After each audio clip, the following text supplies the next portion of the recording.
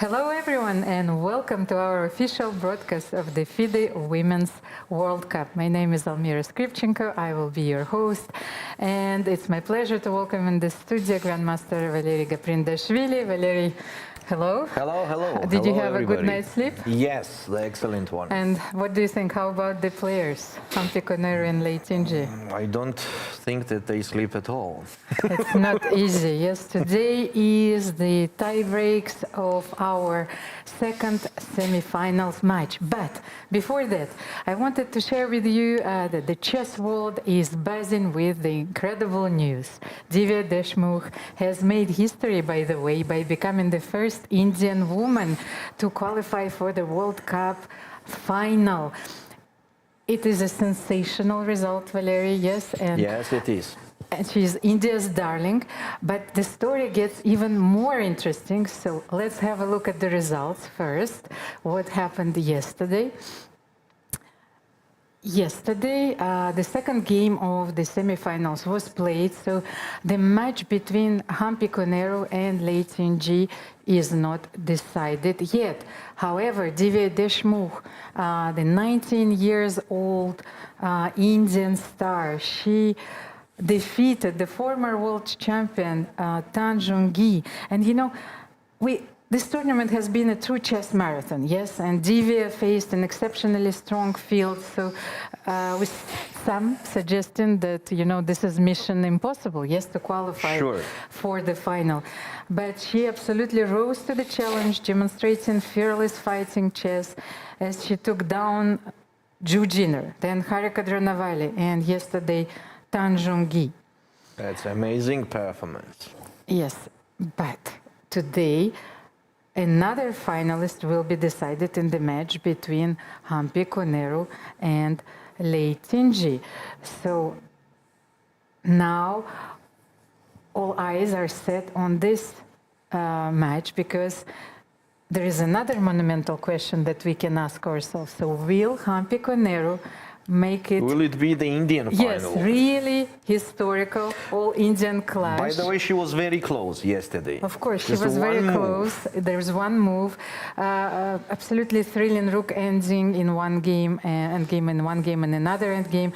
Chess marathon between Divya and Tan, because I think they played more than 100 moves yesterday. And so it could be an all-Indian clash for the title. Or will the Chinese top seed, the Chinese colossus, you know, I wanted to use this word because Leitinji, she is such a darling, but when she sits at the chessboard, you know, she is one of the strongest players in the world. So will she secure her spot and play Divya herself? We will find out today. So this tournament is getting even more interesting, of course. And we have final stage. Yes, it's the final stage, and Tan Jung-gi waits for her opponent because there will be a match for the third place, for the bronze medal. And as we remember, there are 3 spots which secure the candidates, like the players, they will secure their qualification for the candidates tournament. So let's have a look at the prizes, of course, because this is something which is also very important, of course, for professional chess players. And the 4th place will get $20,000. The bronze medalist of this event will win $25,000. The runner-up, $35,000, and the winner of this event will leave with a check. It's a very important sum, yes, $50,000. The title, one of the crown jewels, winning the World Cup, writes in the name in chess history. Yeah, the candidates, there's so much at stake. And for Divya, as we know, she secured the Grandmaster norm. She secured her spot in the candidates. But if she wins this event, the winner of the World Cup is also awarded the Grandmaster title. So this is an incredible achievement already. But we, and probably Divya and all the other players, they want more. So today's tiebreak have a very special format, but as usual, let's show you the format of the tiebreaks. So first, the players will have 2 rapid games with a time control of 15 minutes plus 10 seconds increment per move. If this match is still tied, then another portion of 2 rapid games will be played, but the time control is changing, 10 minutes plus 10 seconds increment per move. So if the match is still not decided at this moment, we will follow up with 2 Blitz games with the time control of 5 minutes plus 3 seconds increment per move. And if the winner is not decided then, and if the match is still tied, we will proceed with 1 Blitz game at a time, 3 minutes plus 2 seconds increment. The sudden death will decide the winner if it will get to this moment. By the way, Valery, you know me, I'm studying their games, and actually there is so much history between those 2 players. So Hampi Koneru and Lei Tinji, they've met so many times. First of all, Hampi eliminated Lei Tinji in 2015, but it was not the Lei Tinji that we know now. Yes, she was still progressing. Then, when Hampi Koneru won her world title in 2019, her first rapid title, she had to beat Lei Tinji in the dramatic tiebreak to win the title, and then went to Armageddon. Oh. You see, this is absolutely incredible. Then, you know, they've played a few Blitz and Rapid in Norway chess, so they share a lot of chess history, and I wanted to find out, so what is their score against each other overall? So first... In Rapid or in all? Rapid and Blitz. So first, let's have a look at the Rapid games. In Rapid, Hampi leads by a narrow margin, +1, so and they've made a few draws. And Hampi won, actually, she's the reigning World Rapid Champion. She won her title in 2024.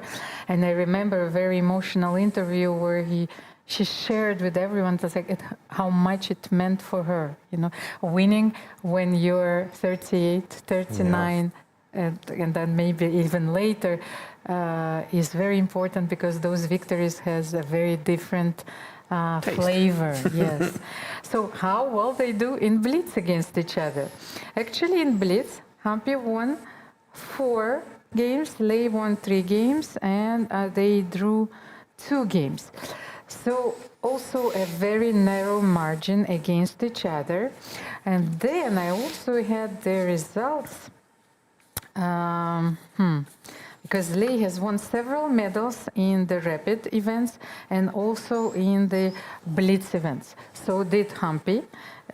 These are exceptional players, of course, and the stakes couldn't be higher. So we will find out together. Game on, and maybe let's have a look at the playing hall.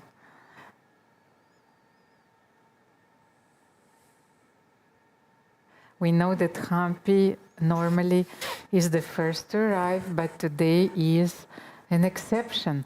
Lei Tinji is playing this first rapid game with the white pieces, and she is the first to arrive today, Valery. It seems like that. It seems like that. And okay, what we are expecting today, we're expecting, of course, you love to say that word, the clash of nerves. Because yesterday's game, I mean, as a round in total, was the clear example and the provement of the nerves, you know, because there was so many mistakes and blunders that these kind of players are not doing at all. But yesterday we saw a lot of them. So it means that the players is getting a little bit tired, and also the pressure of nerves are rising too much. Today I think it will be the decisive thing, who will be more focused and calm at the board. And who will prevail and have the nerves of steel today. We have Michael live for us from the playing hall. Thanks, Almira. It's game time. It's tiebreak afternoon of the semi-finals here at the FIDE Women's World Cup 2025. One of these two players will join Divya in the final of the World Cup and win a spot to the candidates. Will it be Hampi Koneru from India, one of the best players ever to perform, or will it be Lei Tingji, a former contender for the World Championship? Only one of the two can prevail. Stay tuned, it's going to be an exciting chess afternoon. Back to the studio. Thank you, Michael. We can feel that the air is thick, yes, in the playing hall. You know, these are the final moments. Let's maybe have a look at the players and remind you of their exceptional careers. Valerie, yes? Let's bring the players on your screen. And before the game starts, yes, I wanted, maybe let's put a bigger picture of the players so we can have their career highlights on your screen. Lei Tingji, currently the number 2 in the world in the live ratings, because after this event, if everything goes well, she will secure the second rating spot in the world. So let's have her highlights.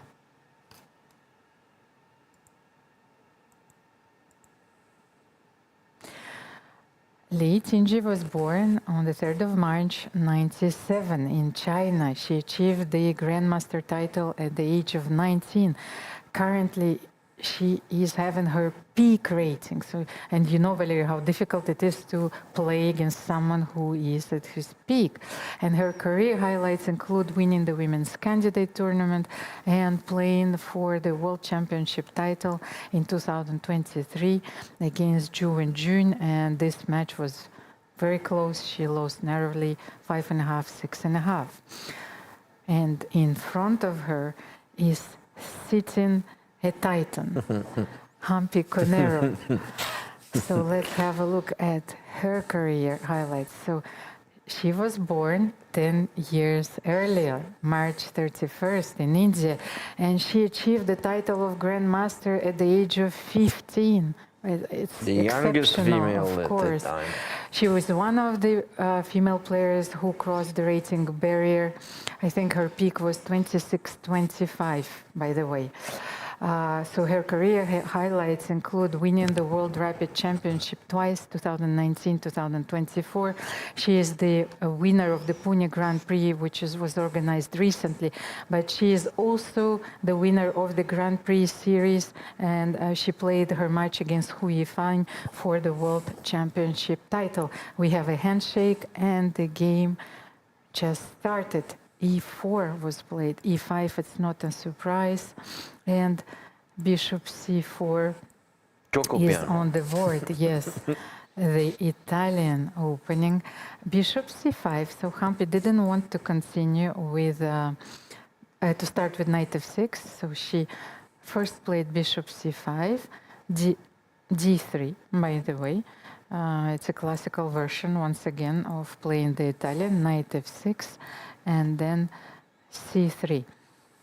That's the first moment where Hampi is taking a small thought, and she goes for the move H6. There are a lot of moves here. You can play D6. We have a small delay, of course, but we will bring the board as soon as we can. Castle. So the point of H6 is definitely to don't allow white to play Bishop G5. Yes, of course, because recently theory has developed so fast, and the Italian with Bishop G5 became very, very popular. So Hampi avoids this plan. Also, it allows her to play G5 herself, but I don't think that Hampi is the player. I was waiting that you will say that. Which will go for this plan.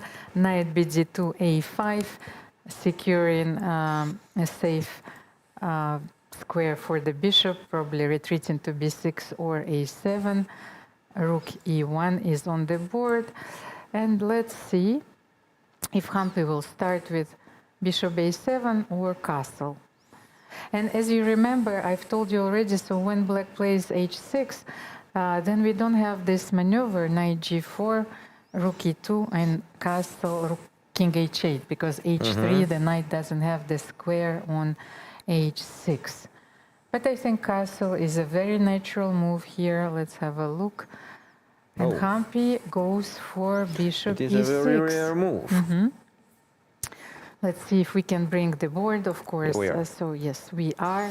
Bishop e6 is a very interesting try, because I thought that And first, bishop b5. but bishop b5 is a natural reply after bishop b6 here, especially when the difference is that When the pawn is on yes, e5. the pawn is on a5, is not on e6.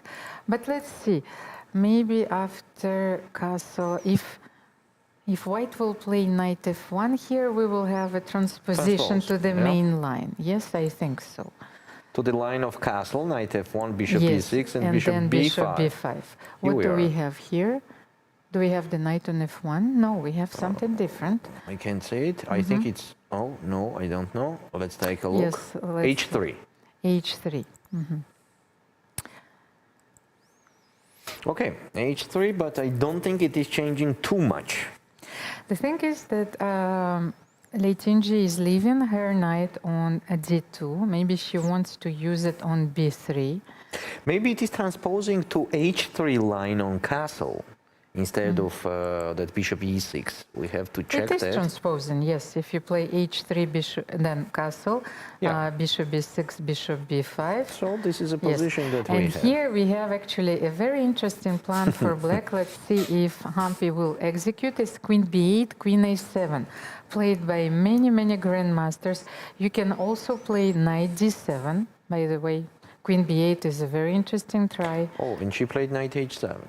Oh, knight h7 is something different. So you had knight d7, queen b8, bishop a7, also retreating her bishop, because very often in this line you have to retreat this bishop because white plays d4 with tempo. Yes, so knight h7 is a very, very interesting line. Let me check my database. Like an innovation. Okay. Once again, Hampi managed to steer the game to a very rare continuation, knight h7. But let's see if white plays knight f1. So the main plan of knight h7 has to be pushing f5. Of course. So let's say white plays knight f1. And f5. And f1. Let me check if I have maybe a game in this line. And actually, I do. So Abdusatorov played a few years ago. Not a bad player at all. But in a Blitz game, knight f1 was played and f5 followed. So white has to capture. Yes, he takes f5. Bishop You takes. sure we cannot play d4? Yes, it's like it's too wild. Okay, he takes f5, bishop f5, and only then Wesley So played d4. Maybe that's the way to play this position. So e takes d4, c takes d4, bishop b6. And we have such an unusual position on the board, because white for once has an isolated pawn and not a powerful center, e4, d4.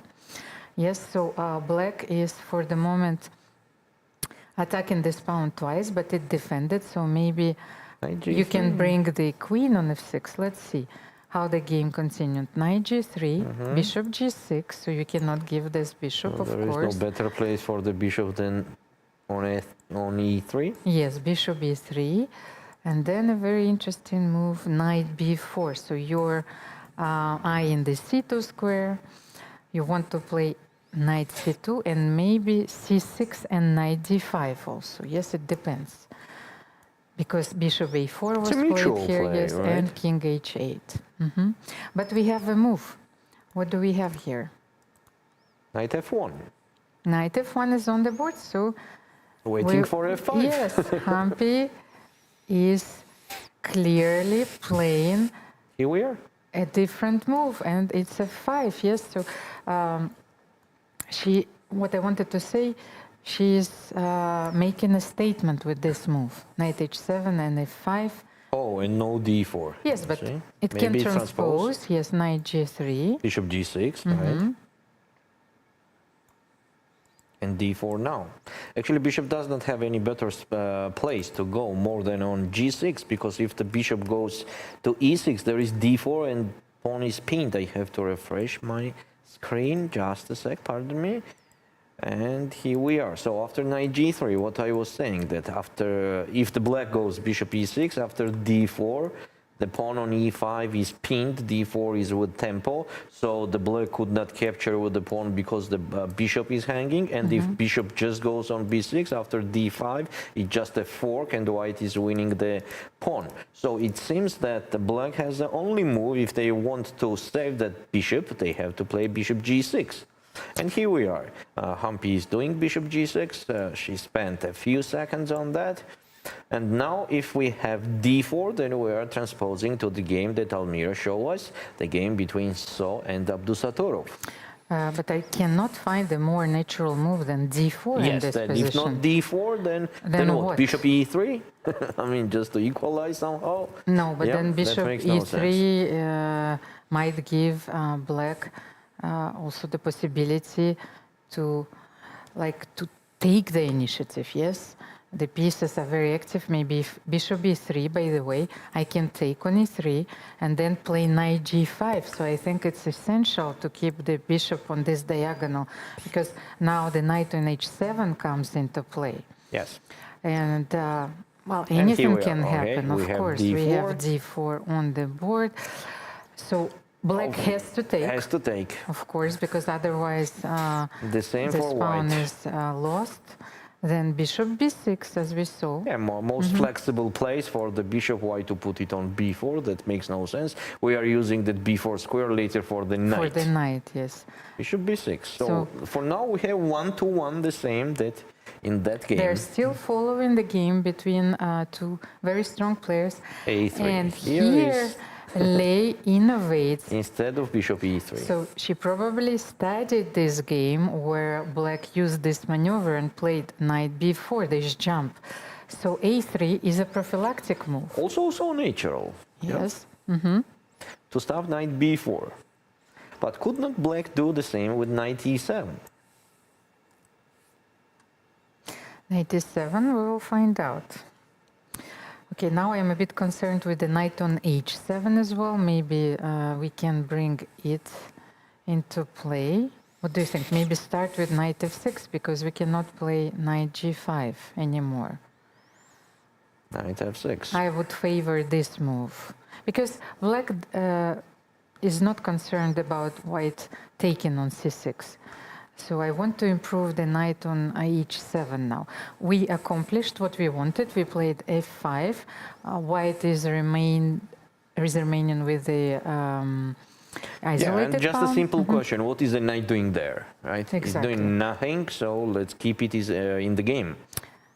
We could use this idea, play knight g5 if the dark square bishops are traded. Yeah. But now I think that Hampi needs to improve its knight, and this question is very easily answered. Yes, what is my worst piece? For the moment it's the knight on h7, because knight on c6 is attacking on d4, then bishop on b6, you know, is very active, not only attacking on d4, but also eyeing the f2 pawn, just in case.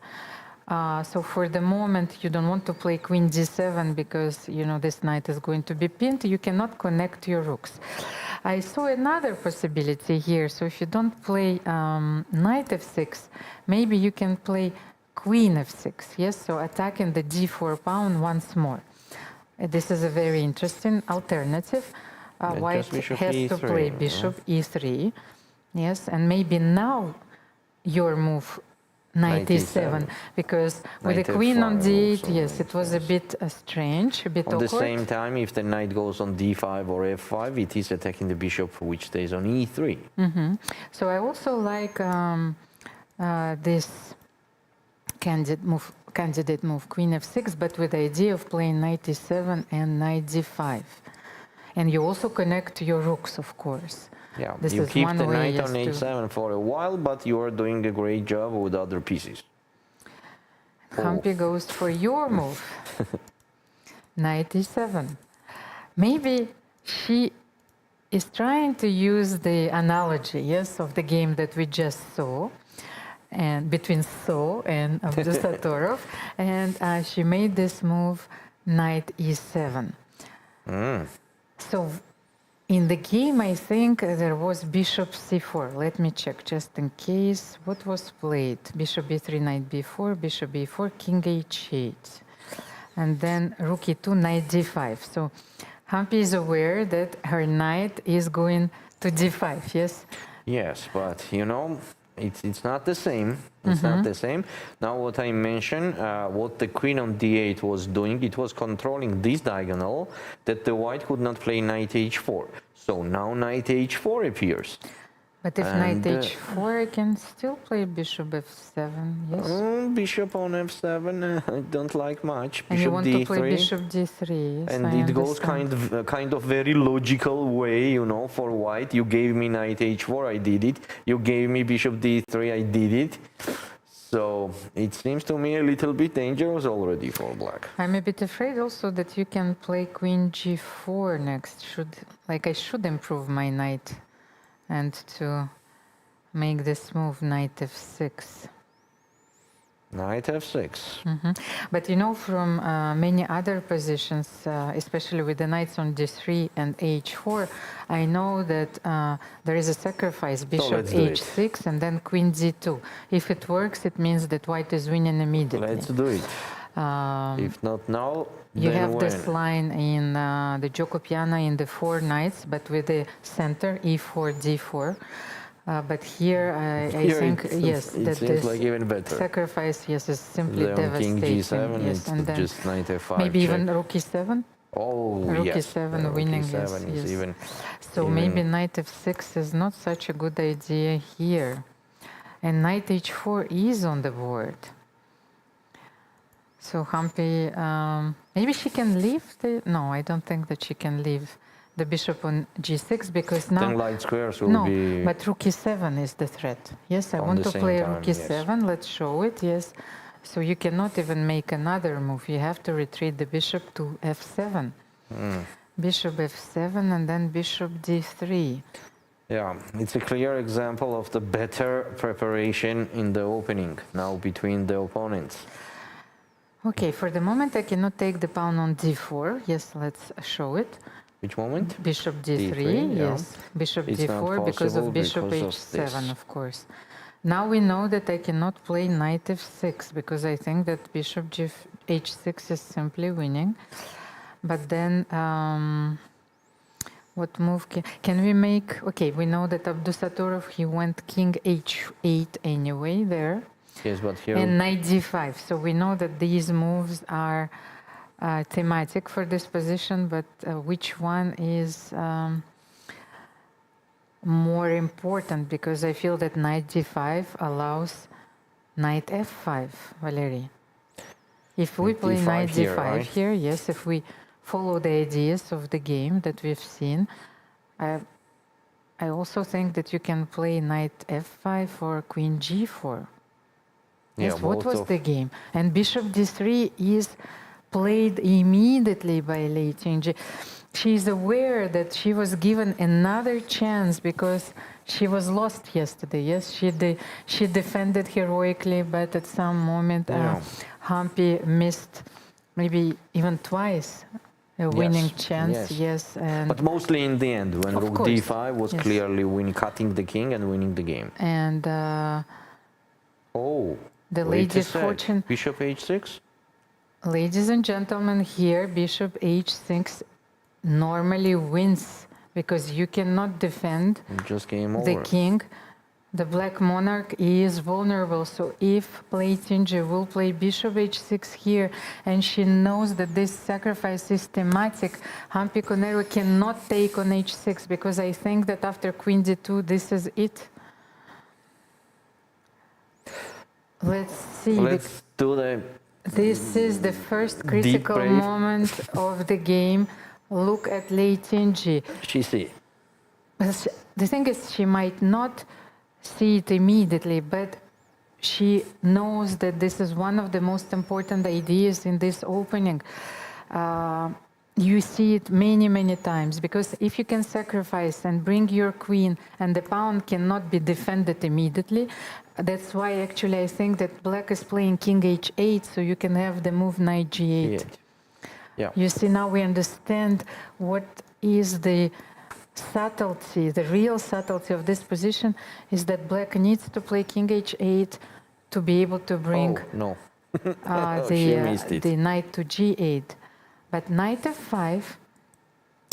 Okay, let's see how many lives does Hampi Koneru have in this game. Knight f5 was played, but with the same idea. Lei wants to sacrifice on h6, but it will be not that deadly in this moment. So, but still, of course, white has the advantage. I'm also thinking that Lei wants maybe to take on g7, take on h6, once again in the style of the old masters. And who knows, if we can see the perpetual, yes, we are going for it. Let's say king h8, just to check. Does it work?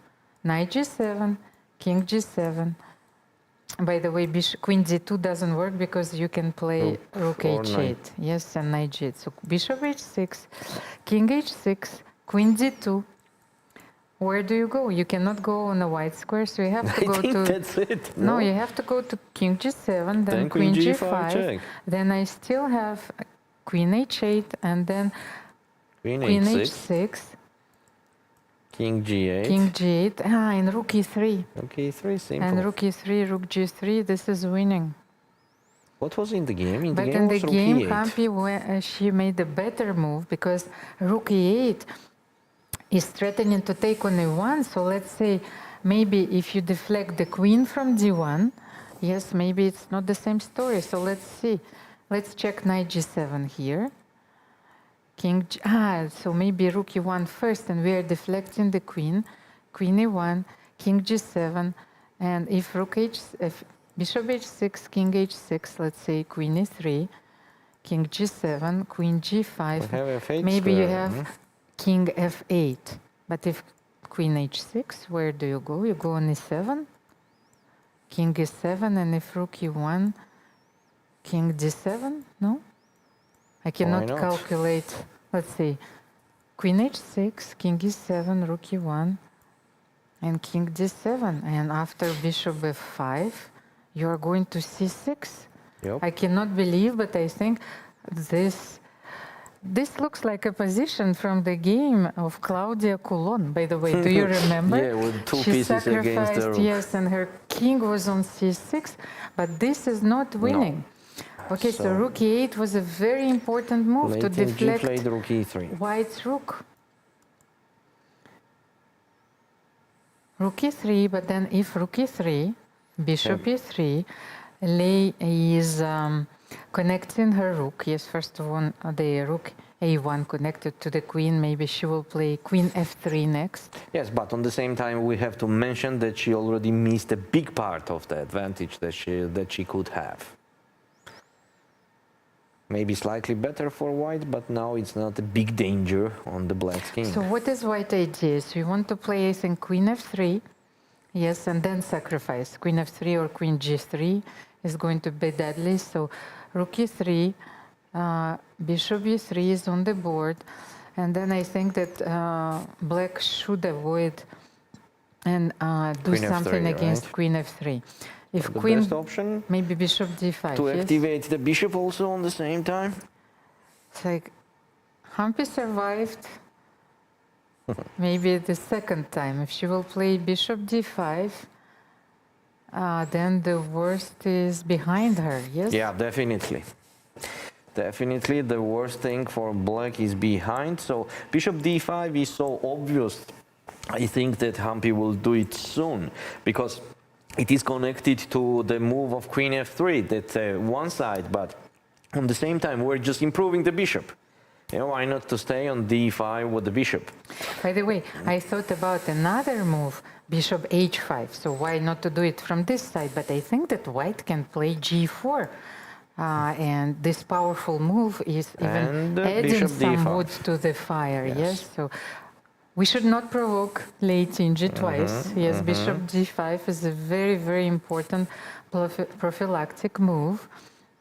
Now just queen d2, where else? To still have having the eye on h6 pawn. But if you're playing queen d2, can yeah. I do something maybe like knight e4? Okay, on knight e4, I think now I You will want to move play with tempo. queen c2, yes? Queen c2. And I have to go back. Yeah, and then maybe you will on e1. maybe you will sacrifice. Already? Yes, I don't know. Rook e1, I was like thinking this about move. rook Yes, e1, yeah, yes. just to First get you in the bring game. your last piece to the game. So after queen d2, what can we do? Let's play queen d7 and also bring our rook to the defense. Can you sacrifice on h6 here? Let's Does try. this work? But bishop h6, knight h6, what do you want? Okay, let's say bishop h6, g takes h6, yes? Queen takes. Okay, but your rook is not on e1, so you don't have this rook e1, rook e3 in one move. So how can I defend here? Maybe queen f7. And let's say if you play rook e1 here, I can play rook e8. And if you take on e8, I still have knight e8. Yes, and this is not mate. Please tell me that there is no mate. Queen g5. I still have king f8. Yeah. Seems like the perpetual. Yes, I cannot. I wanted to play knight h4 here, yes, with the idea of playing knight g6, but I think that you can play queen f6 or even knight f6. What do you think? Wait, queen f6, the bishop is not hanging after knight g6 check yes, and the queen bishop takes is hanging. d5. Yes. No, I cannot do this, so I have to play knight f6 after knight h4, and after knight g6, yes, maybe you simply go king e8. And can I jump somewhere? Maybe knight f4 here with the idea of playing bishop g6. Maybe Just bishop e4? Oh, bishop e4, yes. It Okay. could be like winning for black. Yes, now that that every threat is parried, maybe this position is even winning for black. But I think that white always had the draw. Yes, queen g5, queen h6. Okay, but at least we figured out this sacrifice maybe doesn't win here after queen d2. By the way, Lei Tinji is still thinking. 7 minutes on her clock, while Hampi's clock shows 6 minutes 20 seconds. Fully concentrated. Actually, okay, I don't like to say that, but I have to say it still. It was a time to be fully concentrated a few moves ago. Yeah, because, okay, let's say straightly, directly, when you have a chance, you have to use it, right? Because maybe there will be no more chance. So when you have a chance and you are not using it, it is making your situation a little bit, how to say it, there is some logic everywhere always, right? So logically, if you have a chance and you missed it, it means that you are not deserving it again. So if the chess god, especially the chess goddess Kaisa, yes, smiled at Lei Tinji yesterday, it might not happen twice today. But the thing is, it was just the beginning of the game. The players maybe were not even fully in the game, and to realize that it was already the key moment and that you could sacrifice on h6, I don't think that Lei even thought about it. Seems like that, yes, because it is so attractive to capture on h6. If you once see it, you could not pass it. At least you will calculate and spend few minutes on that. By the way, she just made a very strange move. Like, of course, I understand the logic. She played f3 because she wants to get rid of this bishop e4 idea. But maybe she could have played queen c2 then, yes, I think. Because f3 is softening the bishop on e3. Who knows? It is also softening the dark squares. Also, the queen, in case it needs to go on the king side, could not go anymore. Or Maybe she wants to play f3, g4, who knows, and then h4.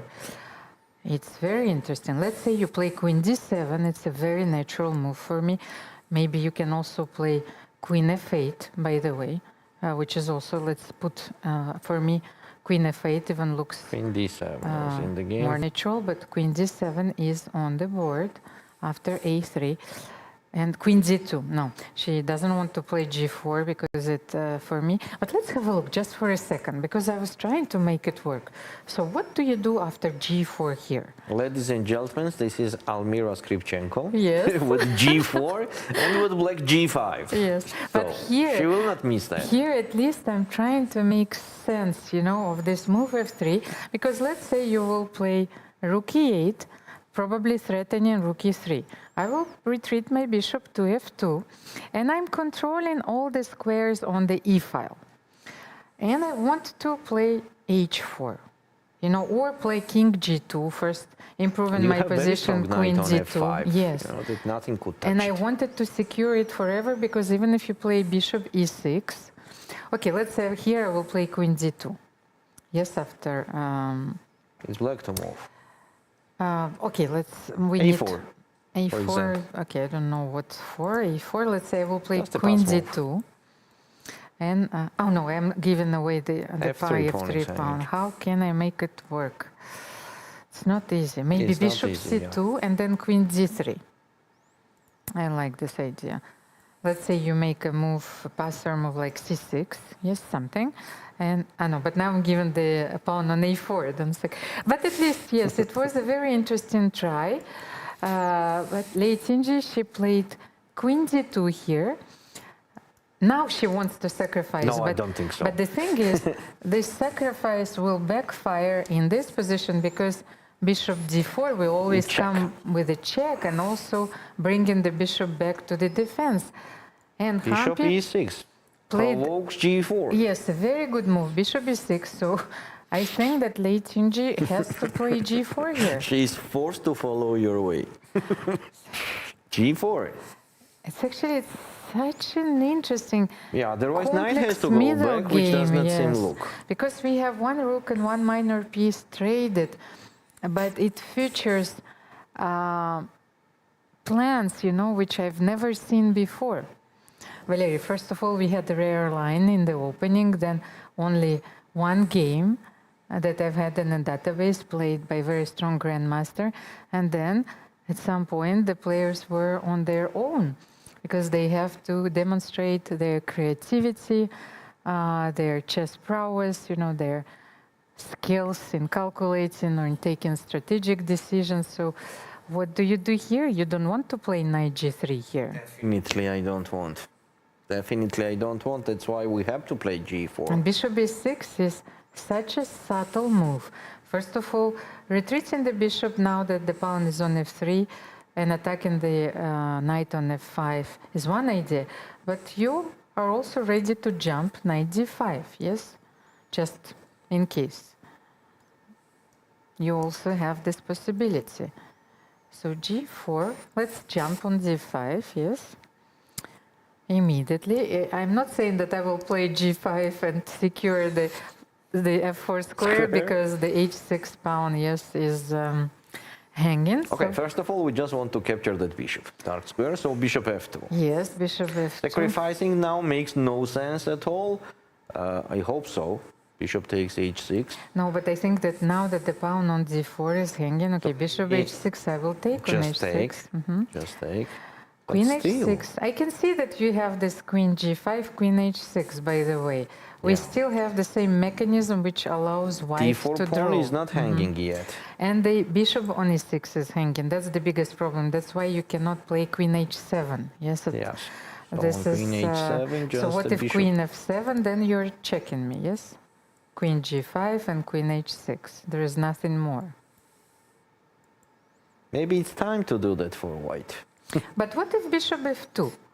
Just keeping the dark square bishop on the board, and let's make your move a4. a4 makes sense because in case I need rook a5 or bishop a5, it is ready. So for example, white does not have rook e1 here. Yeah, because on rook e1 it will be bishop a5. But okay, maybe let me try to sacrifice here. Knight h6, g takes h6, queen h6. This sacrifice is always there.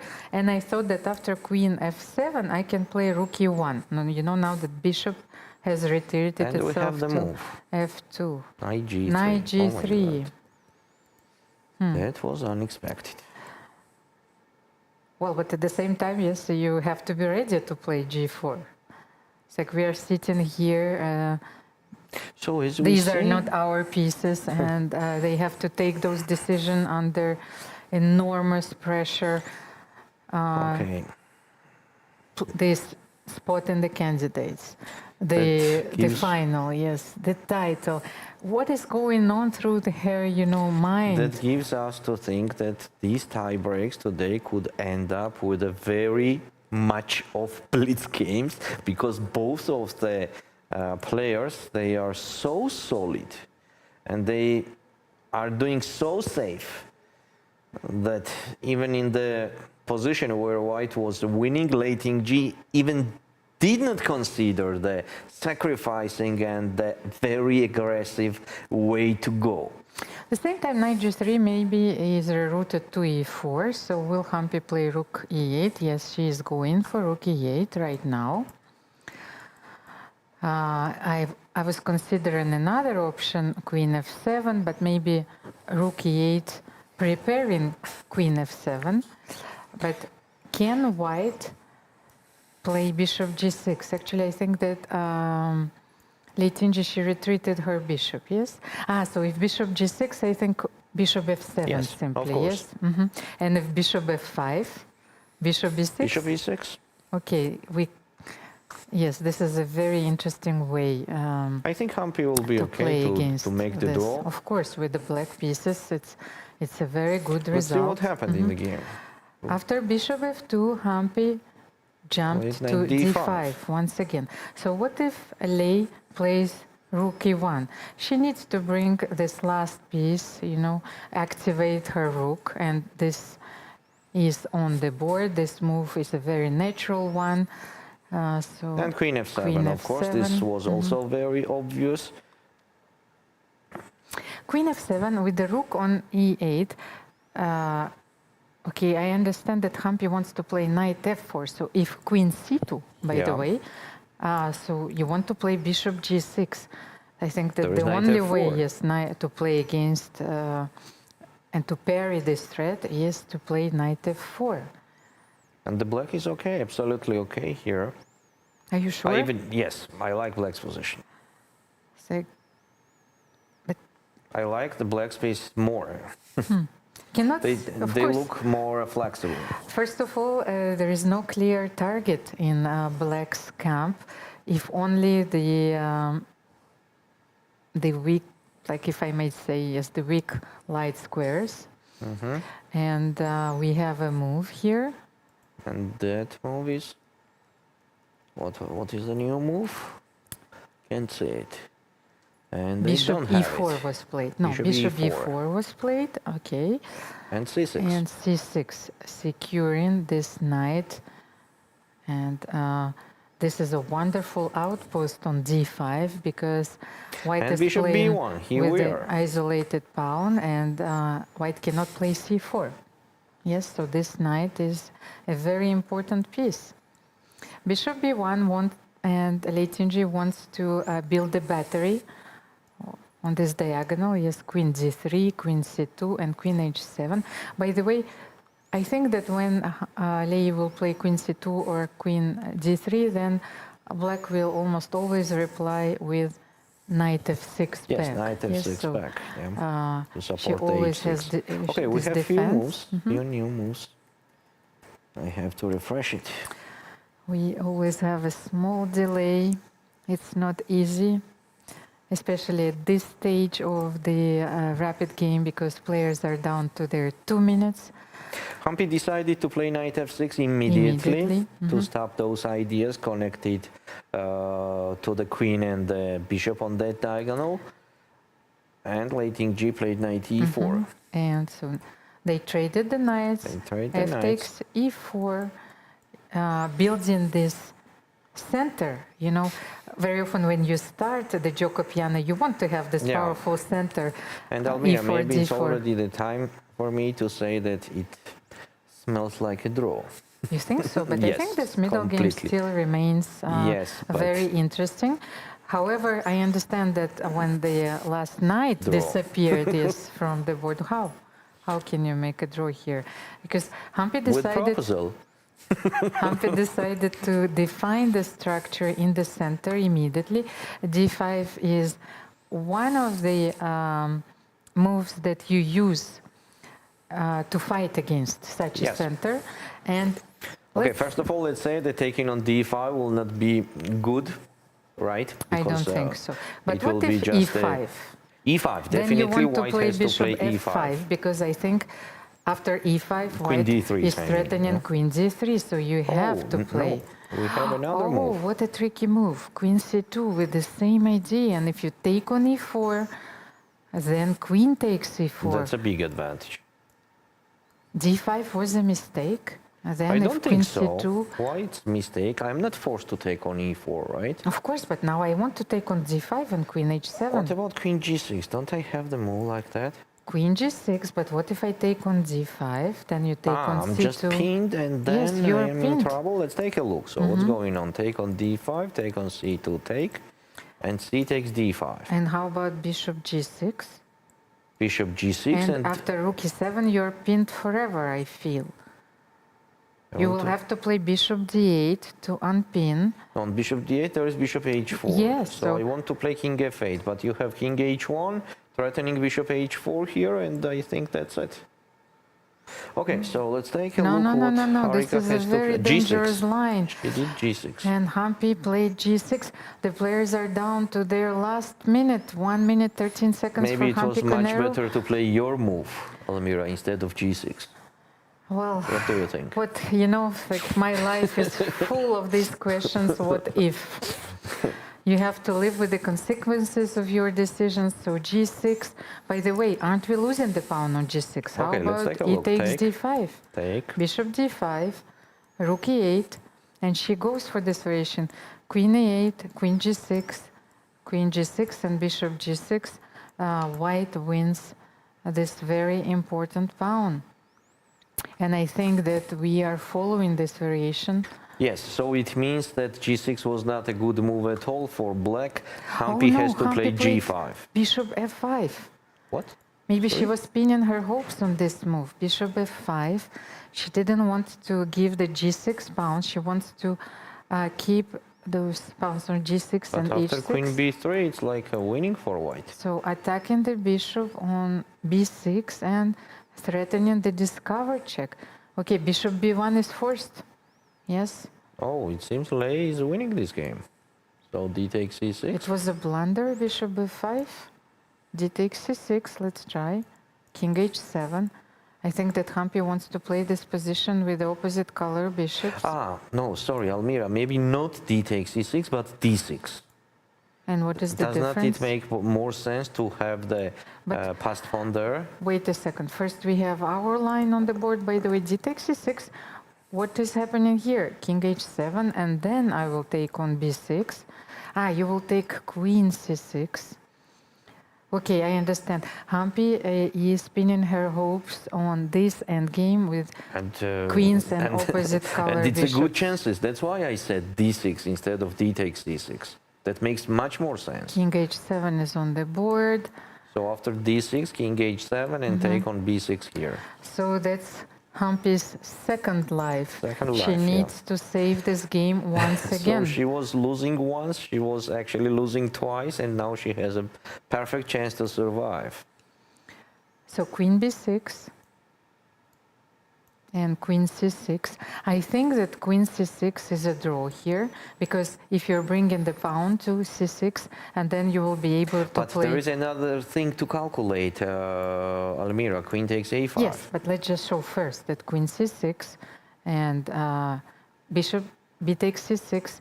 it's a draw because the light square bishop for black will be able to control all the squares, and this extra It's just a draw. pawn doesn't mean anything here. But queen takes a5, And of queen course. f5, of course, is a much better try. But now Hampi can play bishop b4. And Yeah, this she did is it. on the board. It's a very important move because you're threatening bishop g2. Now she will not lose, for No. sure. So maybe queen a5, you see, it was a mistake because bishop Yeah, b4. mistake, but what do you mean mistake? It will be draw anyway. But maybe there was another try, who knows? Bishop queen e5, but now the bishop can take on g2. And what a save! Hampi can simply take on g2. And she is doing it. And this is it. I think that this game is going to end up in a draw. Yes, the position is absolutely Because equal. bishop g2, first of all, doesn't allow white to play d5. And here we are, And- eating G is going to queen the Z8, perpetual yes. check.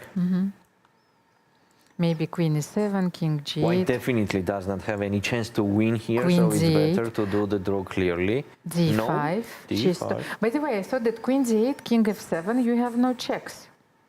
Yes, But so no. it was a dangerous line. Now So you have the perpetual check. So she is clearly doing the draw. these are the final moments of the first rapid game between those wonderful players, Leitinji and Hampi Koneru. Both players deserve their spot in the final, but Yeah, and we're the gonna have essence the of this format handshake soon. is that only one player is going to the final, and it's going to be decided in these tie breaks. Queen e8 has to be played. 6 seconds, 5 seconds. No. Queen f6. What is What that? is she doing?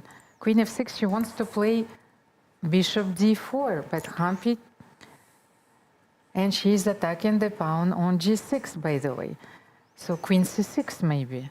Just bishop e4? What's the problem? Bishop e4 And queen as well. g5 check. Now queen g5 check, and bishop they just D4, agree on draw. That's it. Don't tell me that they continue playing. But here, you know, Lee is trying to bring her king to the queen side because she wants to create a pass pawn. And Maybe that's in the her- next game. Yes, but it's her last practical chance, so she's entitled to it. Hampi needs to make a few precise moves, of course, and we've seen that she has done it so many times in Yes, of this course, game. that's not She a problem at all. defended so well. What a practical chance! Like she played queen e8, bishop e5. Yes. Yeah, it was So just first bishop e5, queen 8, queen c6, and secured a draw in this endgame. So now even the king is going to d5, and there is no way yes. for white to improve this position. Leitinji can take the pawn on g5, she can leave the pawn there. This is Yeah, it. it's just a dead draw. Now king c4, just block those pawns on b5, and then just whatever, you can move with your bishop wherever you like. So the position is just the simplest draw without even the chance to blunder something, you know. It's very important. It's by the very way. important Yes. that there is no chance to blunder. Because even a smallest idea can work out when you're playing with only 1 minute on the clock, of course. Okay, bishop but does here- not have to stay on f5. Bishop has to stay anywhere else but not f5 because of king f4 and h5. Now, Hampi is doing exactly that. But I think that king can go to d3. It's okay. King d3, Yeah, sure. Hampi goes there, and then simply king c4, not allowing b5. Just stay with the king there, and bishop f5, and she But does bishop it. has to stay on c2 or Yes. d3. So yeah? now bishop f5 and bishop c2 or b1, and this is it. She does not have to stay in the passive way. Yeah, now h5 is H5 is the hanging, threat, so bishop has to you move. just have That's the to only chance to make this blunder. move. So that's why bishop has to move. But any move, bishop d3, Any. bishop c2, Yes, bishop any, but with the b1 bishop. is a draw, of course. Hampi is taking her time, but she simply wants to be sure. Oh, She why goes back? bishop Why back? d7. So bishop a4 then, and just go to the active side, not the passive one. Okay, So the she wants passive to also will protect be the- draw, but She wants to still. protect the pawn from e8. Yes, because you cannot be with your king on f6 Yes, and I e7 see, at I the see. same time. Yes, so But still, I like to have that bishop active there. So maybe bishop c6 to go back on e4 later. But still, yeah, bishop e8 is also a draw, but why to stay in the passive position? That's why bishop c6, that on king f6 we can play bishop e4. And this is what she is doing. So on king f6, black will just play bishop e4 and stay on that diagonal without any trouble. So on the same time, if the white king goes to the b7 pawn, we can stay with our king on a6 and with the bishop on d3. And there is no danger at all. Yeah, now they will be just jumping around a little bit. And it's not changing anything. jumping with no knights on the board. That's a very interesting metaphor, but like But still, dancing around. dancing Yes, around, dancing you're right. around. Yes. But I think they both players, they're taking their time because they want to calm down. They know that it's a draw, of course, but they simply want to calm down. We know that nerves have decided so many games in this tournament, and the next game will start actually according to the official schedule in half an hour, if the game will end now. But we do not exclude the possibility that if both players are in the playing hall earlier, the game could start earlier. So of course we will monitor the situation for you and we will be ready. Okay, so nothing is changing. Actually, we have almost the same situation as it was 10 moves ago. And now Lei is trying to get behind the pawn from d8 and c8. But as we said, it's not changing anything. Now she can't do even that. Yeah, just yes. So yeah, handshake, and that's Here it. it is. The first game, the first rapid game between Lei Tingi and Hampi Koneru resulted in a draw. The clash of the titans. Yes, it is. Will it be decided in our next game, in our second rapid game, or will we proceed to another betting on a portion lot of of Blitz this today. tie-break, Valery? We will take a short break, of course. Once again, according to the official schedule, the next game should start in half an hour. We will be ready. Please stay tuned. I think that we have a lot of exciting videos prepared for you during the break. Maybe support your players and have fun. See you in a few minutes. See you.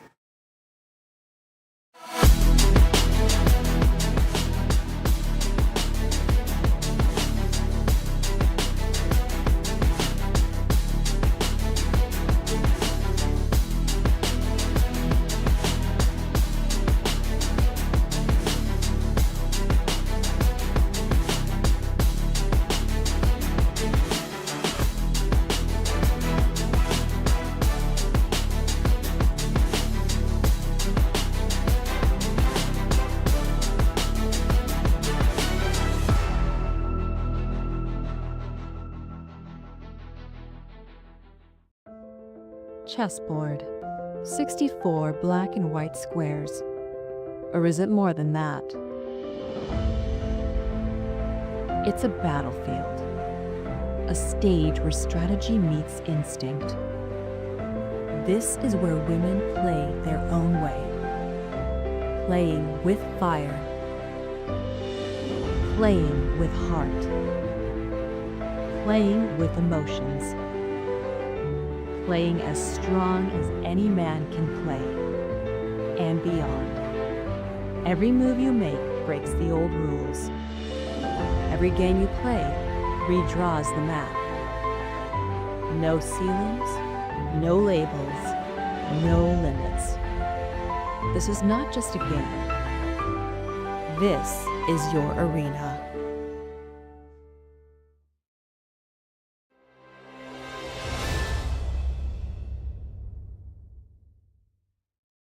And we're joining the broadcast live here from the Media Center. The first of the two games is finished. Lei Tingji, congratulations on your performance today. Draw with Humpy. But first of all, how are your energy levels? How are you dealing with the tiredness after so many days here? I mean, today's game was very tough, and I think some point she can, win this game. But yeah, tournament always like this, upside down, and also yesterday's game also like this. And I think at this point, there's no matter you have to think about the tournaments, just fight for every game. So did you actually feel that you were slightly worse at some moment during the game, or did you always think that the draw would be in hand? I don't know. I think I was under pressure, and but I think maybe the end game can be holdable. But I think under the time pressure and also down the pawn, and it's very hard to defend. So after two draws, tomorrow we're going to the tie-break. Of course, Humpy is the reigning World Rapid Championship, and also she had a very tough tie-break with Kostenyuk, whereas you have won all the classical matches without tie-breaks. Do you think that might give one of the two of you an edge going into tie-break? I think today I made a draw and I can play tiebreak is already like gift for myself. So to be honest, and if I lost it tomorrow, I don't care about it because it's already like I can play and it's already like if I can win, and it's kind of also like a gift. And my final question, we noticed that you were also watching the game of Divya next to you. What do you think of this ending from what you've seen? No, I think maybe it's lost for black because the king can be caught. And also some point there's like a check and then rook b5 or rook b6. I think it's really, really hard. Okay, thank you very much. Lei Tingji here live for the broadcast. Washington, D.C., August 4th to 5th, 2025. The Smart Moves Summit, a global education conference where chess meets learning. Held alongside the FIDE World Schools Team Championship. Global dialogue on chess, cognition, and education. Federations, researchers, EdTech. One stage, one mission, topics that move the world. Meet leading influencers. Timur Turlov, Dana Reisnies, Jerry Nash, Leoncho Garcia, and more. Inspire, unite, transform. Join the international community shaping education. Play smarter, learn bolder. Let's make future together. Don't miss this unique opportunity. Register now and be part of the change.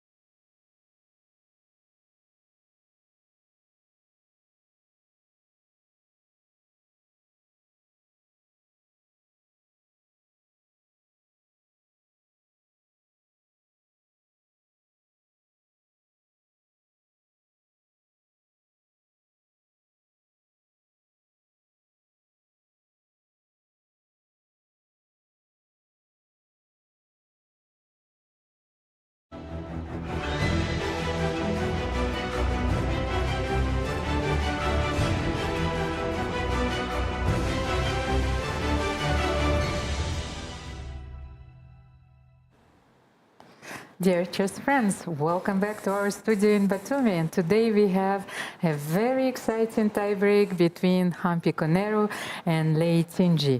Yesterday, another Indian player made headlines. Divya Deshmukh defeated Tan Zhongyi and qualified for the finals of this Women's World Cup and also secured her spot in the candidates tournaments, Valerie. So we have already 3 players who have qualified for the candidates tournament: Ju Jiner, Alexandra Goryachkina, and Divya Deshmukh. So today we will find out who will qualify for the finals. So will it be Hampi? So who will join Divya Deshmukh, and it will be a historic all-Indian final, or will it be Lei Tinji, the Chinese superstar, who will prevail in this match and secure her spot in the candidates tournament? So, Valerie, the first game of this match was drawn. What are your first impressions, your analysis of this game? Okay, the first impression is that both players, mostly here we can see Lei Tinji, who was actually having a better position almost during the whole game, and we see that her strategy is to play super solid. You know, she's not going to risk. She wants to win, I think, late evening today. Okay, so she wants to have a long match, you think? Yes, that's her strategy? Yes, that strategy we can see, because in the moments when it was like a decisive moment to choose a very aggressive plan, sacrificing, I'm talking about sacrificing on h6, she even did not spend any time on that, and she did not mention it, she just passed it, and she was, the whole game, she was doing the super solid moves, hoping that the opponent will do the huge mistake somewhere, but of course, Hampi is not that player to do such a mistakes on a very early stage of today's round. Maybe on the 5th or 6th hour of playing, she will do that, but this is actually the strategy of Lei Tinji, what we see for now. Thank you for such an interesting take on this first game. We all know that Hampi is the reigning world rapid champion. She won this title twice, so you might be right, and the players are getting ready, but maybe Lei Tinji wants to put all the emphasis of this match on the blitz portion of the tie breaks, but as for now, she needs to, first of all, to play well with the black pieces. And if the match is still tight, we will see another 2 rapid games, but with a different time control. So now we have 15 minutes plus 10 seconds increment, and the next portion of the rapid games will be played with a time control of 10 minutes and 10 seconds increment per move. What about Hampi strategies? You can see she is Hampi meditating. strategy we will see, I think, in this game. Yeah, mostly with when the player is with the white pieces, then she's showing up herself till the end. You know, she's going to risk, she's going to be aggressive, or she will also choose the same strategy to don't risk much. And she played a very long game, a long classical game with the white pieces yesterday. It was a very interesting rook end game, and where she was winning in the end. She did everything when it was a decisive and tough and complicated moment. She did everything well, and we can say that in the simple moment, simple situation, she made a mistake. She could won this game. So players are fully focused. They're sitting there ready for a few minutes. It is getting warmer. Yes, they're eager to fight.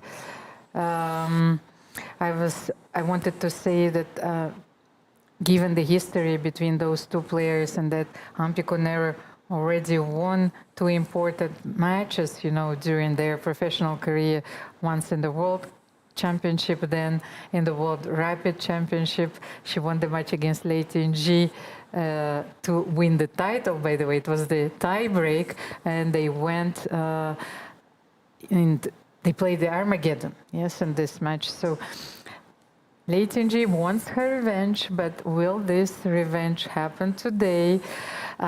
It's such an interesting match because you can bet on both players. Both Yes. players are very strong, but of course only one player will make it through. Please support your players, by the way. I think that our poll for today is very simple. So who are you rooting for, Lei Tinji or Hampi Koneru? And of course, we will find out today. We will stay here till the very end, till the very last move. And will Hampi start her game with d4, Valeria? What do you think? Let's see. Let's see. Actually, I could not say anything right now because nobody knows what she's thinking about right now and what move she will do. We know that second game of the match is always warmer than the first game because there is no next chance. There is no next chance. It's a final chance in the second game. I mean that, for example, if you do something wrong in the first game, you still have small chances in the second game. But when it is already the second game, the price of each move and each mistake is highest. So let's see what Hampi will decide to play as a first move. Hampi is 38, Lei Tinji is 28. And Divya Deshmukh, who just qualified for the final stage of this event, is only 19. That's amazing. That's amazing. It's a Cinderella story. Yes, Valeria, we were talking about how every sports event needs a story, you know, so and each episode of this World Cup is even more interesting than the previous one. Yeah, so sure. It's the perfect series, you know. Who needs Netflix once again? We have wonderful players there on stage, and I think we are about to start. Yeah, obviously, we should have a lot of games today. Obviously, that will be most logical thing. But you know, still, this is a battle of the nerves, and anything could happen anytime. And here we see that Hampi started with d4. d4, c4, c6. So the Slav The with Slav e3. once again. However, yes, Hampi didn't go for the exchange line of the variation, which she used yesterday, and she went Will for she the go line knight with... h4 here? And here we are. And here we are, of course, knight h4 is on the board. So after e6, white uses this move very often, yes, attacking the bishop on f5. The bishop retreats to g6. And will we see the position with the long castle for white? What do Or you she think? will do g3, bishop g2, and short castle. That's also the option after queen b3. It's interesting. So should we take on g6 immediately? Yes, and Hampi goes for this move. We will bring the board on your screens in a few seconds. Here we are. So knight g6, h takes g6 is the move that we've seen many times. So now white has the option of playing g3. Yes. Or queen b3. Or No, bishop d2. Yes, bishop d2 is actually one of the main moves in this position. Yes.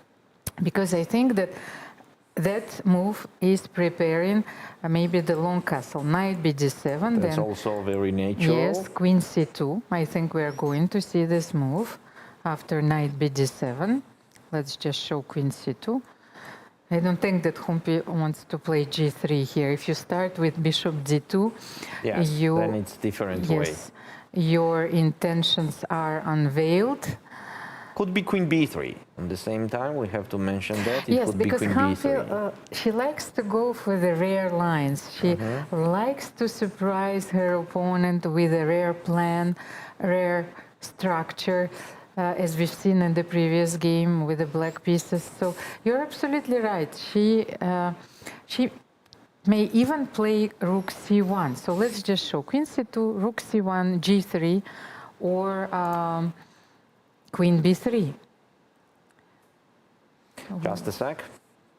We are refreshing Maybe we it. should make, you know, those quick polls, you know, with 4 moves and choosing one of Hampi's moves. And she makes absolutely. another move.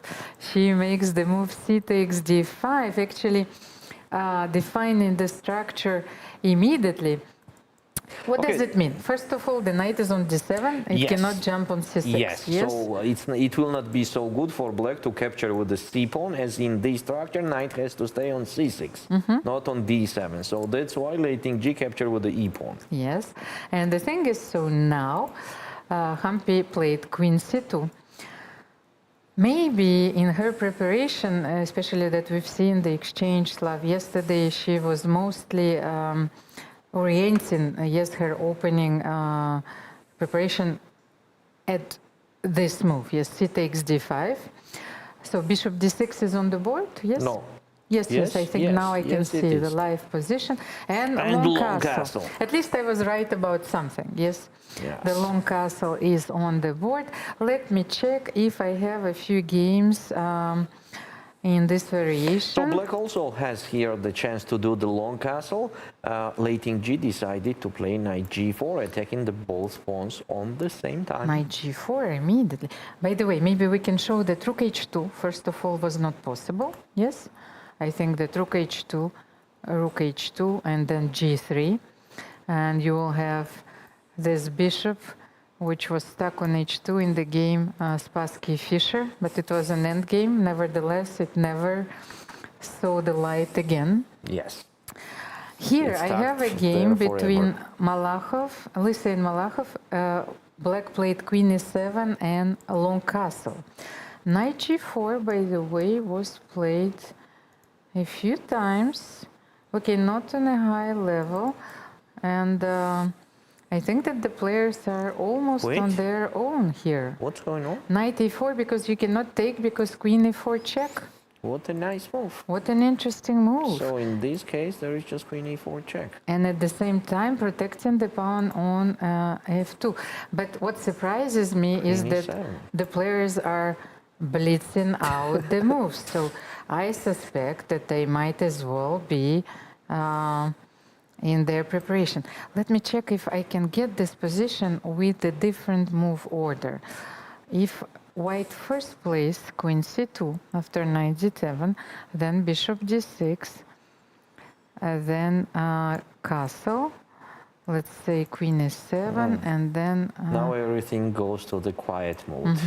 no, They I don't trade have out the this. queens, and bishop takes g4. Because Magnus Carlsen plays this position, but without the move c takes d5. Okay, so let's concentrate on the game right Seems now. like both of them knows very well what are they doing in this position. So last move, knight b6, was also played in few seconds. Letting g even has more than 15 minutes. She has 16 minutes 38 seconds. Where the position was quite tough to understand what's going on there. Now the position is quite simple, and very close to equal, as the knight on d5 will be a perfect knight, we can say. But on the same time, of course, white can exchange that knight on the bishop anytime. So I don't want to say it again, but that also smells like a draw already. In the previous game, I was not so correct, but I predict the result. And now the position is, okay, what to say? Without too few resources to create anything from both sides. The thing is this, Hampi Koneru has this, of course, a wonderful pair of bishops, but her bishop on d2 is very passive. What I was thinking about now, Valery, is that it's a very important strategic decision. So, to push f3 somewhere. Yes, but then when I'm thinking about pushing f3, I'm thinking about this move f5 for black. Will black push f5 here? And actually that's why Hampi plays bishop b2. Maybe she was anticipating this move f5 and she wants to play f3. But when you play f3, then black can grab the pawn on h2. So let's say you castle. Let's just, or no, that's castle. Yes, I Long think. side. Long side. And if you play f3 here, black, I think, can simply take on f3, g takes f3, and maybe to take the pawn on h2. I'm not sure if it works. Bishop h2, and then F4 f4 once again. And then maybe I can play bishop g3, and then bishop h4, and to bring my bishop back, yes? Because you cannot stop this maneuver. Yes. So white also has to proceed with caution in this position, and maybe after bishop b2 long castle, f3 is not the best move, but then Maybe once we can play even h3. King King e7. e7 also makes sense, of course. okay, what an interesting plan. But I think that Lei has decided to stay with her king in the center after the queen trade anyway. She was not going to castle long, and we have another move. h3, as we said. h3, so That the pawn is not hanging anymore. so how about our question? Should black play f5 here or not? Maybe knight d5, f5 are the Makes sense, yes. like the moves that you plan to do here anyway. Yeah, to put f5 and knight d5. But should we start with knight d5 first? Do you think it makes any difference? Okay, for example, knight d5 and on f3, f5. Yes, I wanted to play f3 anyway, and then you're supporting this pawn in the center, because I think that after f3, if you take, he takes f3, let's just show it. I think that Hampi will take with the bishop and then push e4. What do you think? Yeah, sure. That has But to at the be same time, fast. maybe you can play f5 here. Still You will pushing push e4 e4, here. yes, opening the e-file with the king on e7, and maybe targeting the pawn on g6. Yeah, Yes, but that then gives white some chances. maybe, yes. Okay, so f3, f5 has to be played. And how should we proceed here? I was thinking about g4, but it's not giving anything immediately. By the way, we have the move knight d5, so I think that after f3, we will see the move f5 on the board. Okay, let's analyze g4. How about f4 first?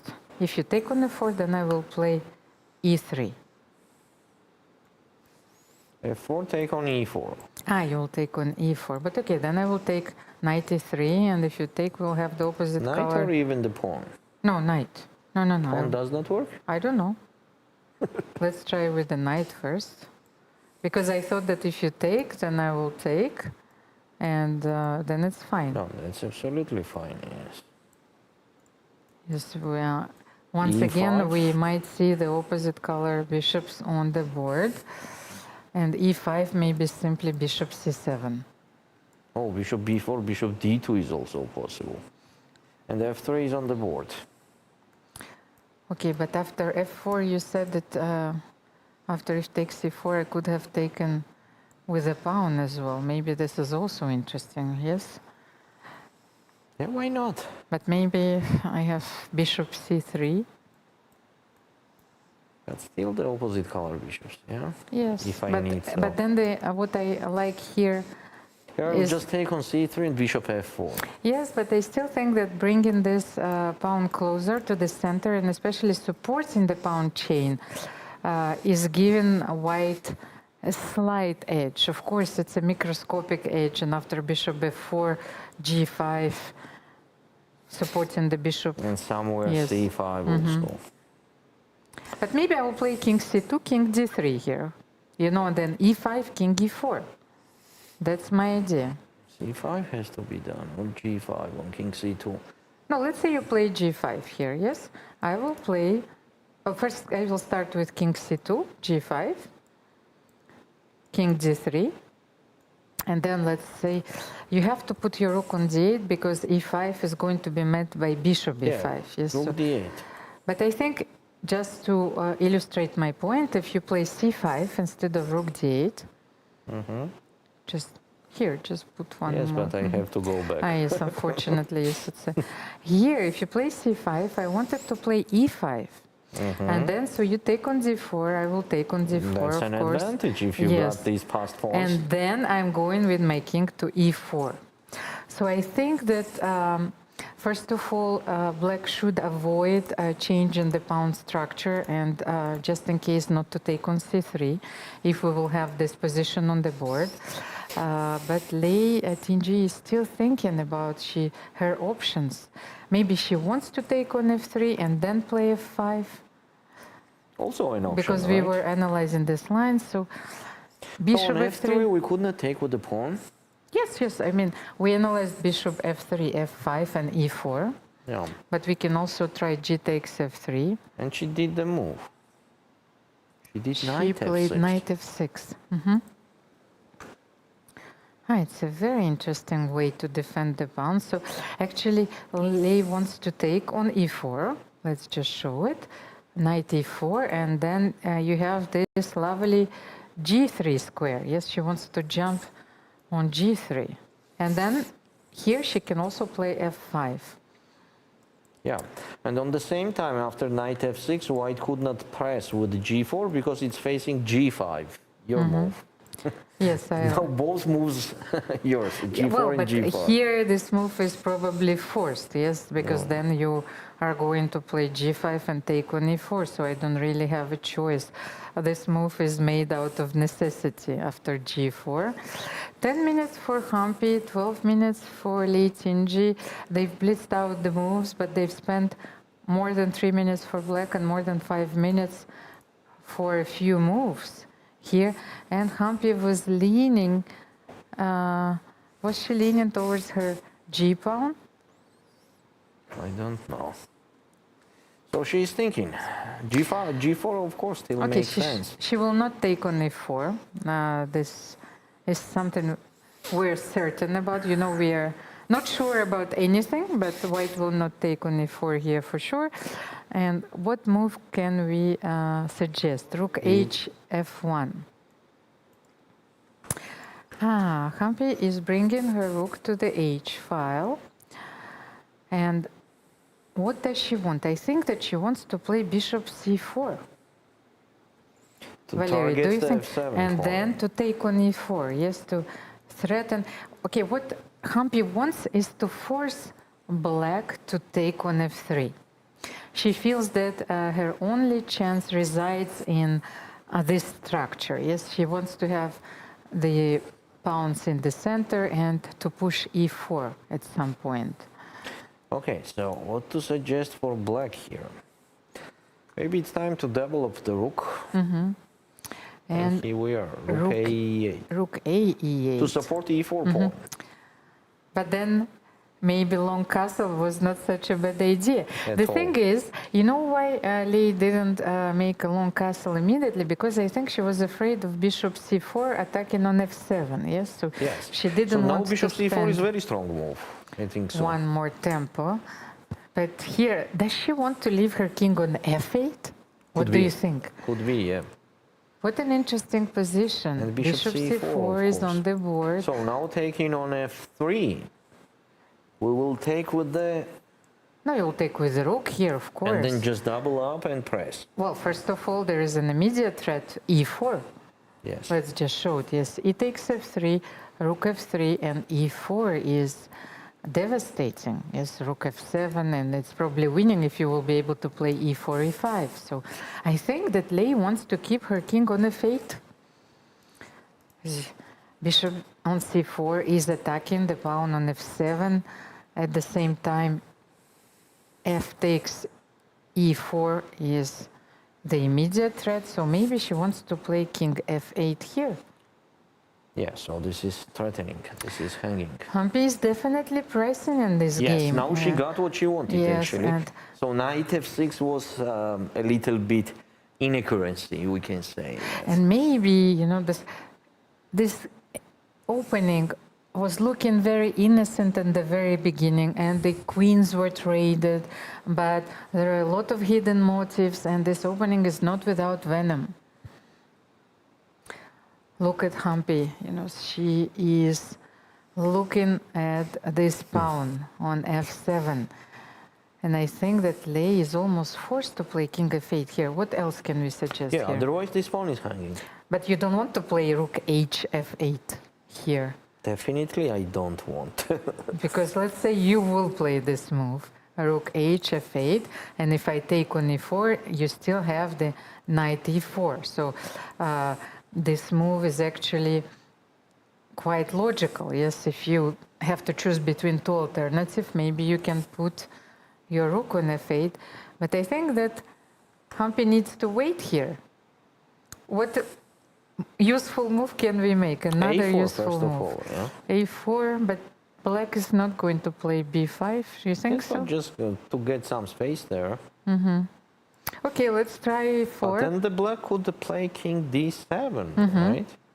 Okay, yes, now to get the king closer to c7 and also opening the rook on e8. Yes, this is not the That if open we file. capture on e4, yes, then it's rook a takes e4. semi-open file.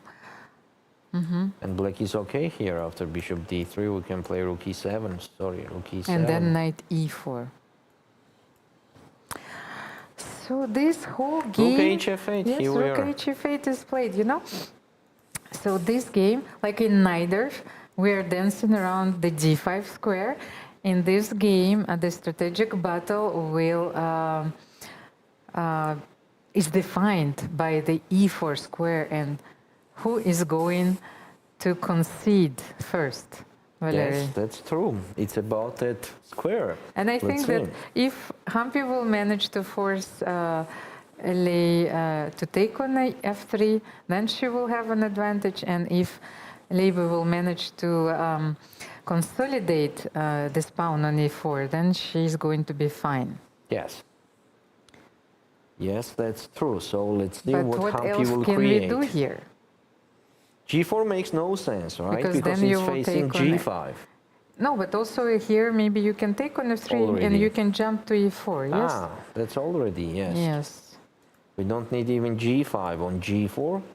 And she played h4, right? H4. Maybe preparing g4. Or another idea, preparing f4, bishop b2, and g4. Also. So maybe she doesn't want to play g4 immediately. She is Yeah, just... because in case of g4, there is e takes f4 Yes. everywhere. I think that this move h4 clearly indicates that she's ready for a very long, grueling game. That's because- true. Black's position is not going anywhere. Yeah. Yes, you have to keep King d7. these pieces at f6, rook e8, rook f8, protecting everything. King d7 for black, and late king g is doing that. I think so. Yes, she did king d7. But if Hampi played g4 here, let's just speculate a little bit. You So said take that on f3. take on f3, g5, yes, knight e4. Black got everything she wanted here. By the way, I think that Hampi is about to play a move. No, king c2. Yes, first she wants to improve her pieces, but just in case, let's say rook f3, we are attacking the pawn on f7, and I want to play rook f1. So f5. Ah, you still have this move, f5, okay. And g takes f6. G takes. Or rook takes. Rook Wait a sec. takes. This, and this. Yeah, maybe rook takes. Why not? Okay, let me take on f6. Because I saw another Take with the target. pawn. And then I wanted to play rook g1. Yes, but... Are you going to play g5 here? Okay, I'll do that, okay? Okay. g5. g5, and can I continue with h5, or I will lose my pawn? f5. Oh, f5. I here. love the pawns I have now. Yes, you have the counterplay of your own, but at the same time, maybe, okay, let me continue. I wanted to play bishop f7, but it's well, looking nowhere, maybe bishop d3, yes? And I want to take on e4 and to take on g5. Okay, g4. g4, okay, I think I have here the enough. By the way, she played a very interesting move. She played knight d5. Oh, On- so she's on king threatening, c2, she she's played threatening knight to d5. take, yes, and to take on e3. In case you take with the pawn. Or to play f5 now. So how about g4 here? Because now you can no longer take on, like, play knight e4. Maybe g4 here. That's Hampi's plan. She played h4, she wants to play g4 and g5. That makes sense. So if you take on f3 here, now you don't have this move, knight e4. So after rook f3, maybe you can play f6 here.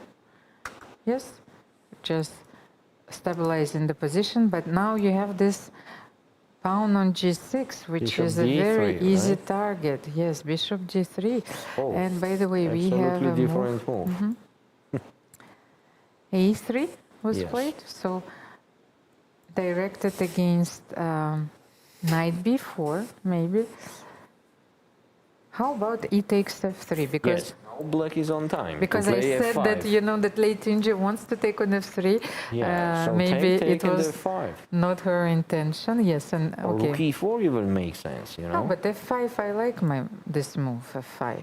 Rook e4 is tricky because to improve the rook, attacking the h4 pawn and maybe putting the rook on g4 Ah, so you're so could be let's quite see. tricky. You sure? Yeah. How to reply? So bishop g6, you simply bishop d3, you simply take on h4. Yes, h4 is hanging. And I don't have bishop g6. Okay. And if I play g3, then you will play rook g4, attacking the Yes. pawn on g3. That Okay. makes What if sense, I yeah. play rook g1? You mean after g3, rook Yes. g4 Just a and second, rook because g1? I want to find out if I can trap your rook on g4. Okay, f5. f5. So I'm one step away, yes, of Yes, trapping your rook, but I have this is e4 not enough. square, Yes. and I'm attacking g3 pawn. Okay, let's say bishop f1. If I can smoke you out, from this So what do you want? You want to tell me, of g4 course. square. I want to play bishop h3 and maybe Okay, king g4. c7. But why don't you play knight f6? You wanted me to, Yes, to but play. the thing is, I actually like this move. I just for want to black. get out from the diagonal.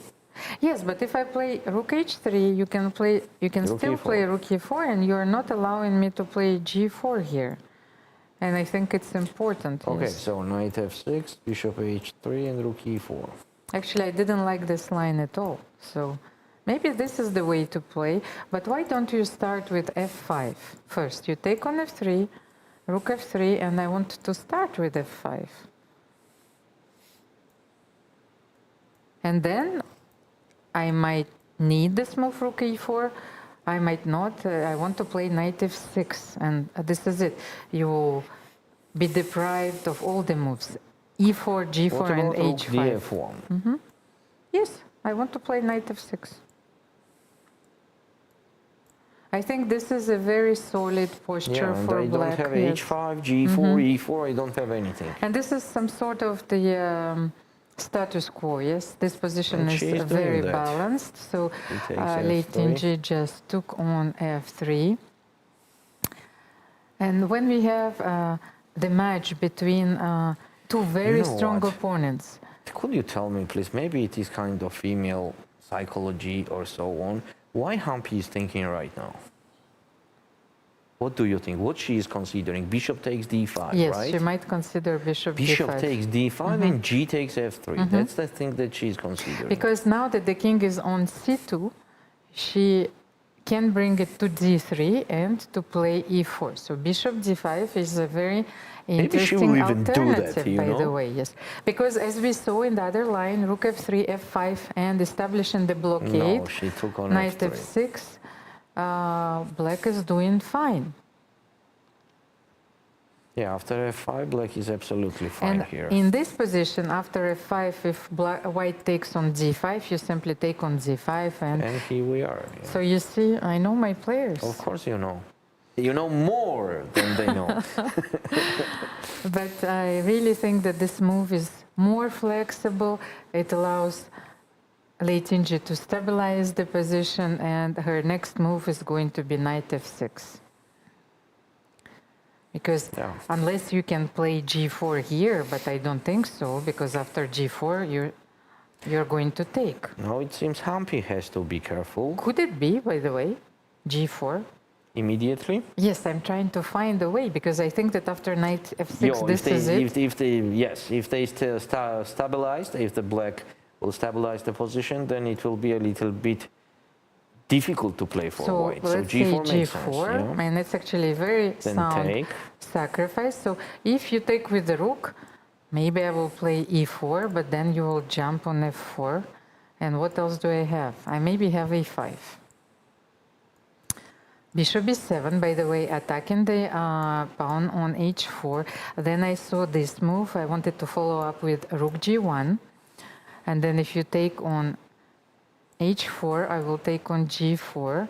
What an interesting position. And then you can support both of your pieces by this move G5.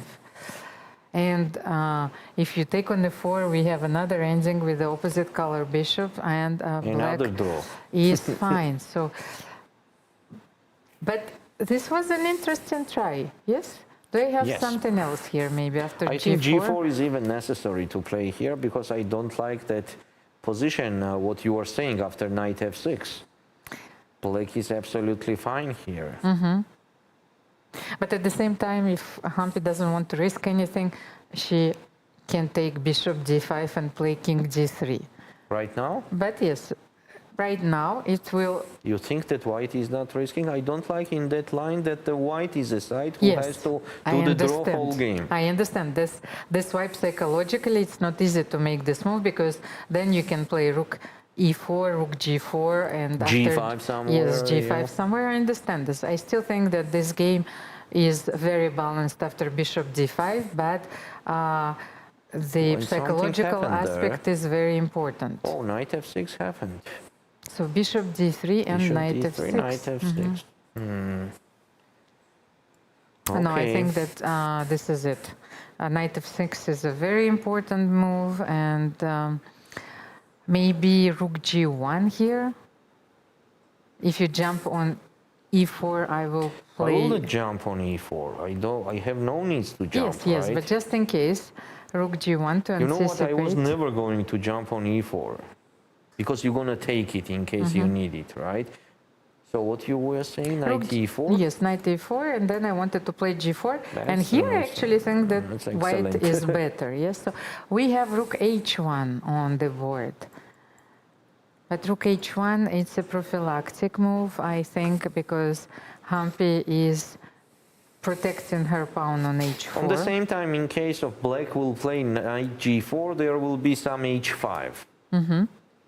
No, but the knight will stay on F6. And rook rook H8, of H8, course. activating her rook. Here I like black's position more. Obviously, it is equal.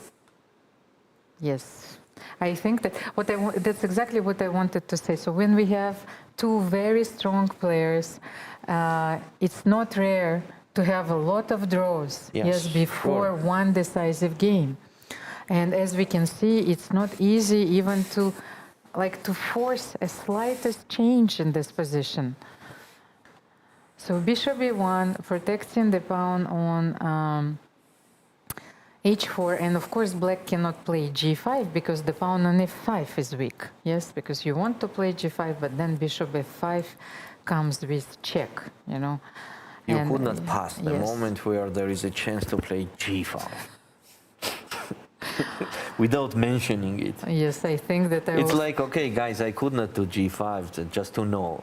Yes, Otherwise, but I'll do that. I think that I will have to start a therapy, you know, which will last for years to understand everything about the issues that they have with the G5 square. But you know, I think that if you're coming to the doctor and you're saying, okay, I'm a professional chess player, you know, played so many events, and I think that I have issues with the G5 square, then the doctor looks at you and he says, what an interesting case. Usually I get those who have issues with F7 square, you know? So knight G4. Taking the E3 So pawn. the doctor is not going to be surprised at all. Knight G4, but then maybe bishop D2 back, and then knight F6. What do you want me to say? That the draw on the move number 23? I think which that the move is that? position is very balanced here. We will see the move bishop Yes, D2 on the bishop board. The players are down to their 3 minutes. And I don't think that late Tingy will hesitate, and Yes, here we I are, guess. knight f6 is on the board.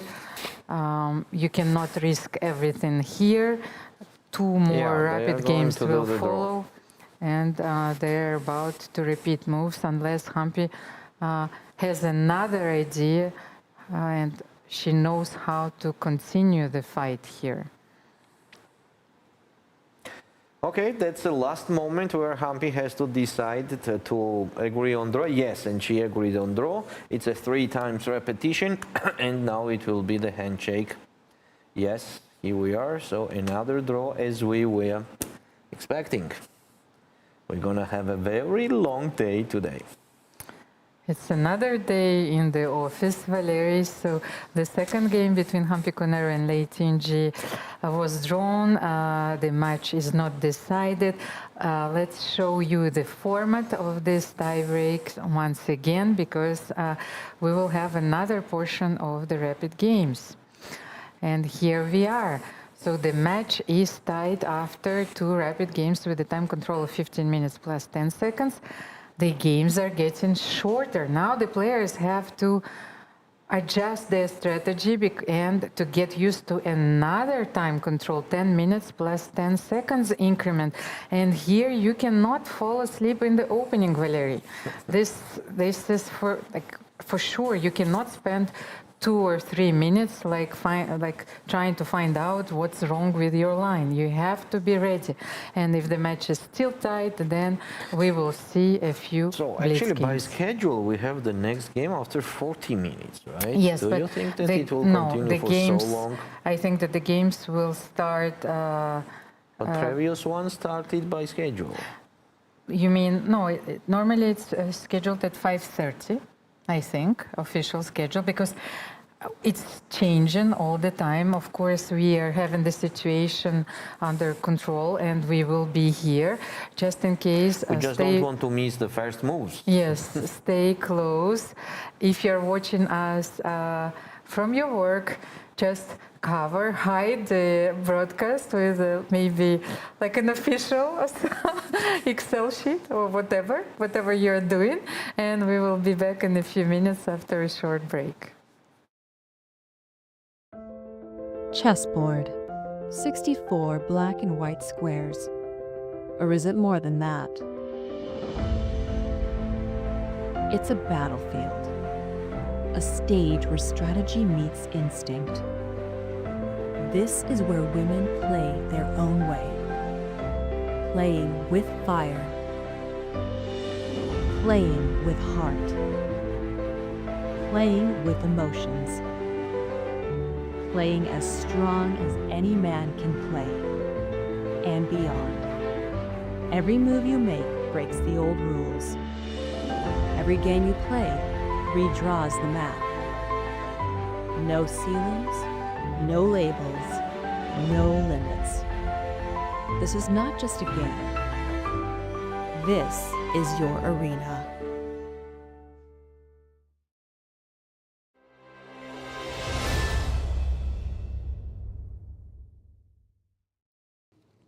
And we're live on the broadcast, Divya.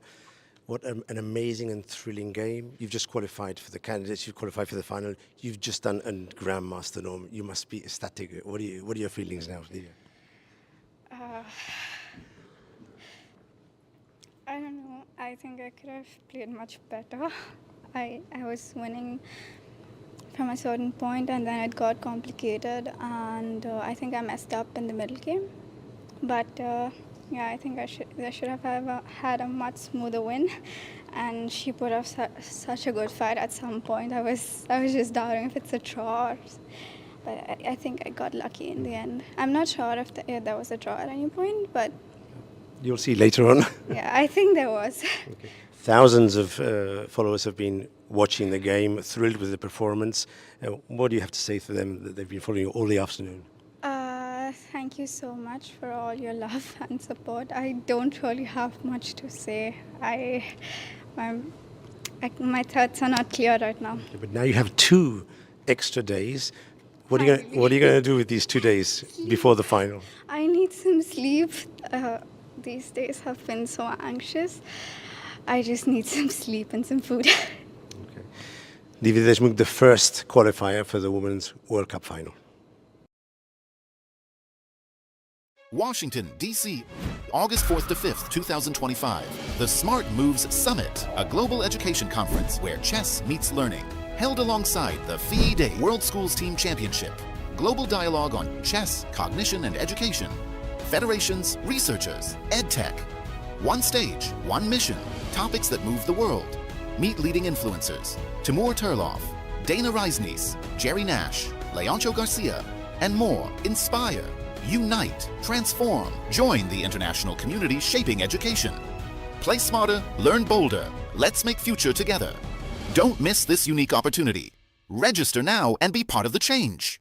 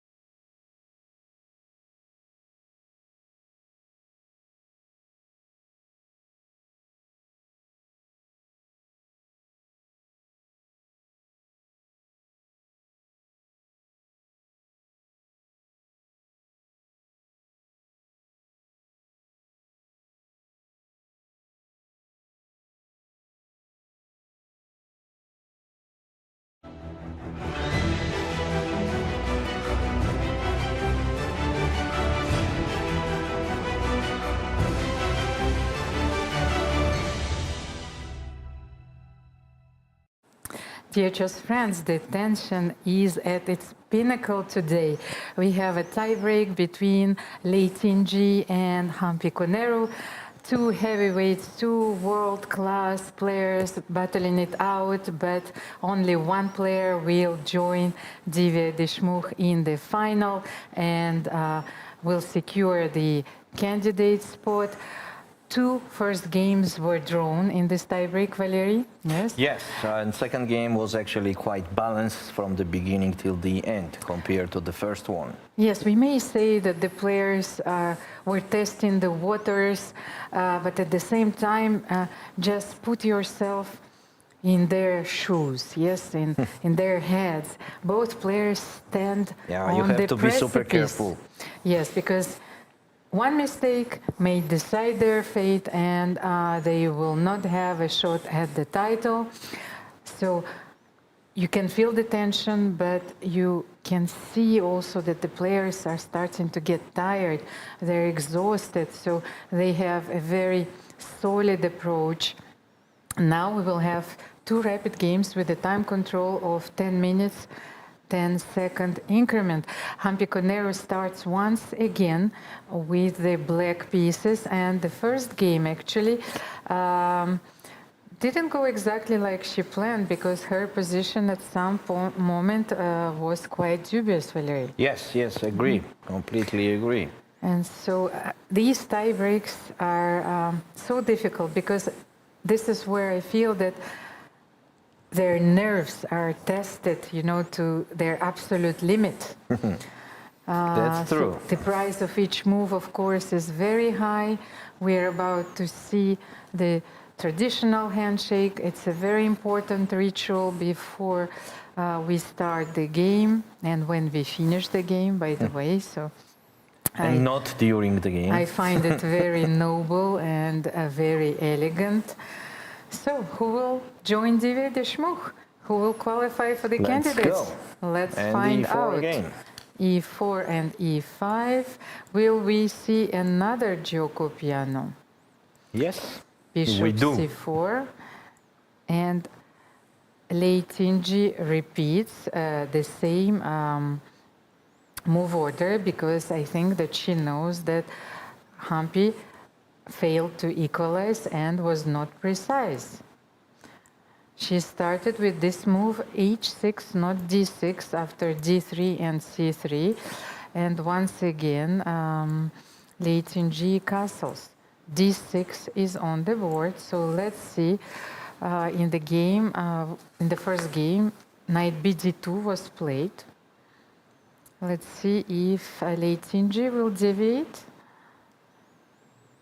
So we are waiting for knight bd2 move because Yes. actually we remember that Lei Tinji was winning in that game actually by sacrificing on h6. But she can also play rook e1, of course. She can make a move b4, grabbing the space on the queen side. Like a lot of moves are very interesting in this position, very often leading, transposing, yes, to the same positions.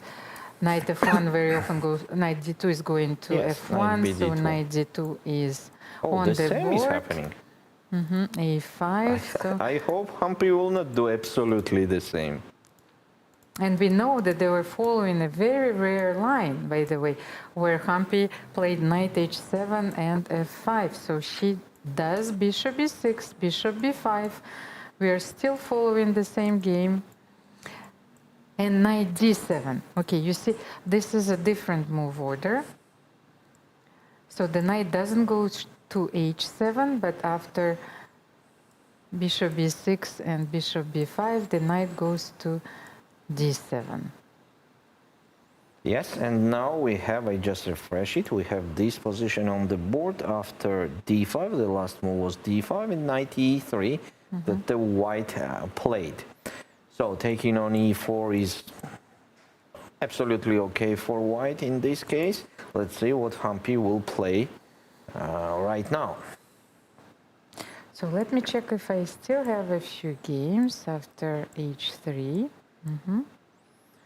So you want to see if there is knight d7 there and Yes, d5 order. Yes, There is a lot of games played in 2025, and you can imagine the amount of information they have to take in to repeat the lines before the games, just thinking, will it happen, will it not? So d5 was played in a few games by very strong players. By the way, d5, do we have knight But knight e3? e3, which is a rare move. Yes, which is a very rare move, but I think it was played by Levon Aronian. Let me check. Yes. Aronian, Sevian, Esfani. A lot of games were drawn in this line, so let's see. Very often black replies by d takes e4, and Hampi does it. So knight e3 is forcing black to define the structure, because I don't think that in this position you want to play d4. No, Valery, because Yes. I was just asking myself the same question. What do you Yes, think? after d4, I think we can just play knight g4 is very interesting, attacking the e5 pawn, and on the same time looking to h6. Yes, That's knight very g4 is very interesting. interesting. Maybe even knight 5 and f5, h6, of course. most of yes. them. And knight f5 on the same time, of course. Knight So f5 everywhere is okay. I think that cd4 is maybe dubious, because then you will take knight d4. Yes, it's important not to take on d4, because knight d4, and then the knight is protecting. Now black the is even pawn on slightly e5, better, because yes. there is a d3 pawn a weakness, and the perfect square on d4. And if you will take bishop d7 here, then Knight black f3 has the first. intermediate move knight f3, and then queen d7 and rook d8 With with the advantage very for black. comfortable play, of course. That's why white should captured on react. e4. Yes, knight g4, knight e5. However, Hampi, she decided to take d takes e4. So let's see. Let's have a look at one of those games, let's say played by Levon Aronian, d takes e4, d takes e4, and actually black retreated the bishop to d6 on this position, maybe securing the pawn on e5 once again. Rook e8 was played actually in a classical game between Samuel Sevian and Bogdan Daniel Diak. And we have rook e8. We have rook e8, and here white replied by the move with the move a4. By the way, should we just explore another possibility, and what happens if white takes on c6? Because a4 was played in this game, I think that they were also very well prepared. So it seems that spoiling the pawn structure is not something that dangerous, white yeah. want to do, and it's not dangerous because the c6 pawn is protecting the d5 square. Oh, and a very interesting move we have here, knight g4. Knight g4, so even not a4, yes? Yes. Let me just check if the players are on their own here. So d takes c4, d takes c4, rook e8, and knight g4 seems to be a new move. Okay, here we are. We have the new move. We have the new knight move. g4. But not the new idea, Yes. actually. Yeah, This the new idea move, but is not the idea. always in the air, especially when you have the standard plan of knight d2, knight f1, knight e3, and not knight to g3. And then your idea is Now to play maybe knight bishop g4. takes c6 is already hanging. Yes. Yes, yes, of course. Knight g4 attacking the pawn on e5 twice. And I think that at the end you don't have bishop f2 because knight goes back to f3. Yes. Maybe, okay, we have a move. Bishop takes g4. Bishop takes g4, yes, h takes g4. And we have another move. Knight f6. Knight f6. Now the pawn on g4 is hanging. And it seems that Hampi is never afraid of this move bishop c6, b takes c6. Yes, because actually the bishop on c5 now is a very strong piece. But what if, okay, now I don't have a tempo because the pawn on g4 is attacked, and also knight g4 will come with a very dangerous threat of taking on f2. Yes. So what can we do here? By the way, let's take on d8. Yes, rook a d8. and I need to protect the pawn on. The thing is, I wanted to take, let's say, on d8, take on c6, just to show. Bishop c6, yes, and knight h2. And my idea was to play bishop b3 and to play this endgame, but the thing is, the key to understanding this endgame is the control of the d file. Yes. So I think that after Just rook d6 and knight double h2, up, right? you have to double your rooks on the d file. Okay, now Almira, maybe instead of trading the queens, we should play knight d2 in that position. Oh, here knight d2? Okay, so you Yes. want to keep the queens on the board Yes. and you want to play queen f3. Yes. And I'm supporting the g4 pawn with the queen. And if I attack the g4 pawn once again? You have to, yes. That Queen makes sense. somewhere, queen c8. Queen c8, not d7, but queen c8. I didn't want like the knight to be pinned Then I will just in support case. it again with bishop e2. Like this. Try to keep the pair of the bishops. Okay, I Maybe understand. that makes sense. And then you want to, but you can't play knight f1 after And she bishop took on e2. d8. Yes, because She I took think on that d8. queen d8 is quite natural here. But what if, once again, let's take on c6. I want to Do you check want my to take line. on c6 too much? Knight h2, then rook d6. And no, she played knight plays h2 knight h2 immediately, immediately and and g5, your move. This is Here you are. unbelievable. What an interesting opening conception. G5, Hampi didn't even think about it because G5 is a positional threat here. You see, knight h2 and Hampi knew that in this position white is threatening to play G5. Yes. So she played G5. So in this position, white wants to play g5, and if there will be no trouble on the g file with the pawn, then pair of the bishops, of course, makes sense to fight for advantage. So it was g5, king f1. King f1, first of all, getting rid of the spin, maybe bringing the king to e2 and securing the d3 square, just in case. If white takes on c6, then the rook will not be able to penetrate and to On the stay same on time, after d3. king e2, f3 and knight f1 could be the next idea By the for way, white. Hampi just played rook e6, so it seems that after white's series of moves, knight h2, king f1, maybe bishop c6 is actually a threat. Yes. And then you're bringing your king to e2 and knight to f1, yes, f3. And Lei answered with f3. Okay, but we know that controlling the d file is one of the keys, yes, to this position. So how about rook d6 here? Rook e d6, maybe king e2. Hampi just played knight e7, yes, but king e2 is has to be played, I feel. And then knight f1. Okay, in the game was knight e7. And Lei played, what did she But play? Hampi is routing her knight to g6 But the g6 knight could be stopped with by the g3. on g3. Yes. Or there is another idea.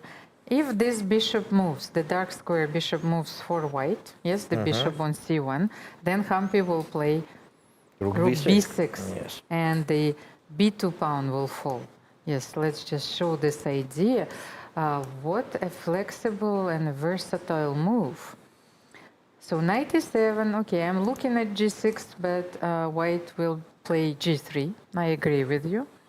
But King at the e2 same was time, in the game. after king e2, Hampi is thinking. what to play here? Rook d6? But at the same time, with the bishop on b5, we can't penetrate. We can play rook d3, rook d2, After rook d6, maybe you are threatening to play c6. and b5. Yes. Okay, but then I like this move, rook d6. And then c6 and b5. But maybe c6 I will play bishop a4, and if you'll play rook d3, I will play bishop c2. It's going to be a very long maneuvering battle here. For the moment, Hampi doesn't have a lot of weaknesses. One, let's say, positional weakness that I can see is the f5 square. So if the knight is going to f1, g3, and f5, and another weakness is the pawn on h6. Maybe Lei wants to play rook h1, by the way, rook h1 and then knight f1. That makes sense. Ah, no, but then I can play rook d1. No, Yes, no, rook no. d1 could face bishop a4. Oh. And you What? could not stay there for a long time. Oh, what a wonderful resource. Let's just show the position. So if I play rook h1, let's say you'll play king g1 and knight f1. So if rook d1, it could be met with bishop a4, and your rook is not stable on d1. Yes. It has to move. Maybe that's the way to play. I think that in this position, Lei Tingi should avoid the trade of rooks. Yes, for sure. But at the same time, the rooks are not connected. So what are you supposed to do? And as soon as you play bishop e3, then I will take on So e3. what is the current position? It's Hampi to play, and she did king g7. King g7. It's a very useful move here, protecting the pawn on h6. So maybe she's waiting for Lei to play bishop c4, And knight f1. f1. Okay. Lei is very straight. Knight f1, knight g3, or Or even knight e3 knight even. e3. Also, the knight on f1 is protecting the key square, which is the d2 square. Maybe she wants to play bishop e3 and then to take with the king on e3. King g6. King g6, marching the forward. thing's getting more interesting. At the same time, Hampi is getting away from this knight f5 check, but I think that now Lei is going to play knight g3. Or even bishop e3. I think both moves are now possible because the knight, Yeah, bishop e3 now possible. because the knight is protecting the square on Yeah, d2. because in no, I mean d2 is not even hanging. We can Because I capture still with haven't played yeah. yes rook d6. We can capture with the knight on e3 with Oh, white. but then I wanted to play rook ed6 first. Yeah, maybe it was Yes, maybe let's show it. already necessary to Maybe put king the rook on g6 d6. was a bit premature because rook d6 was stopping bishop b3, or at least was forcing you to take with the king. King, yes, let's show this line. Bishop b3. And now white could not capture with the knight because of rook d2 check, game over. Yes, but after king e3, I have my move rook b6.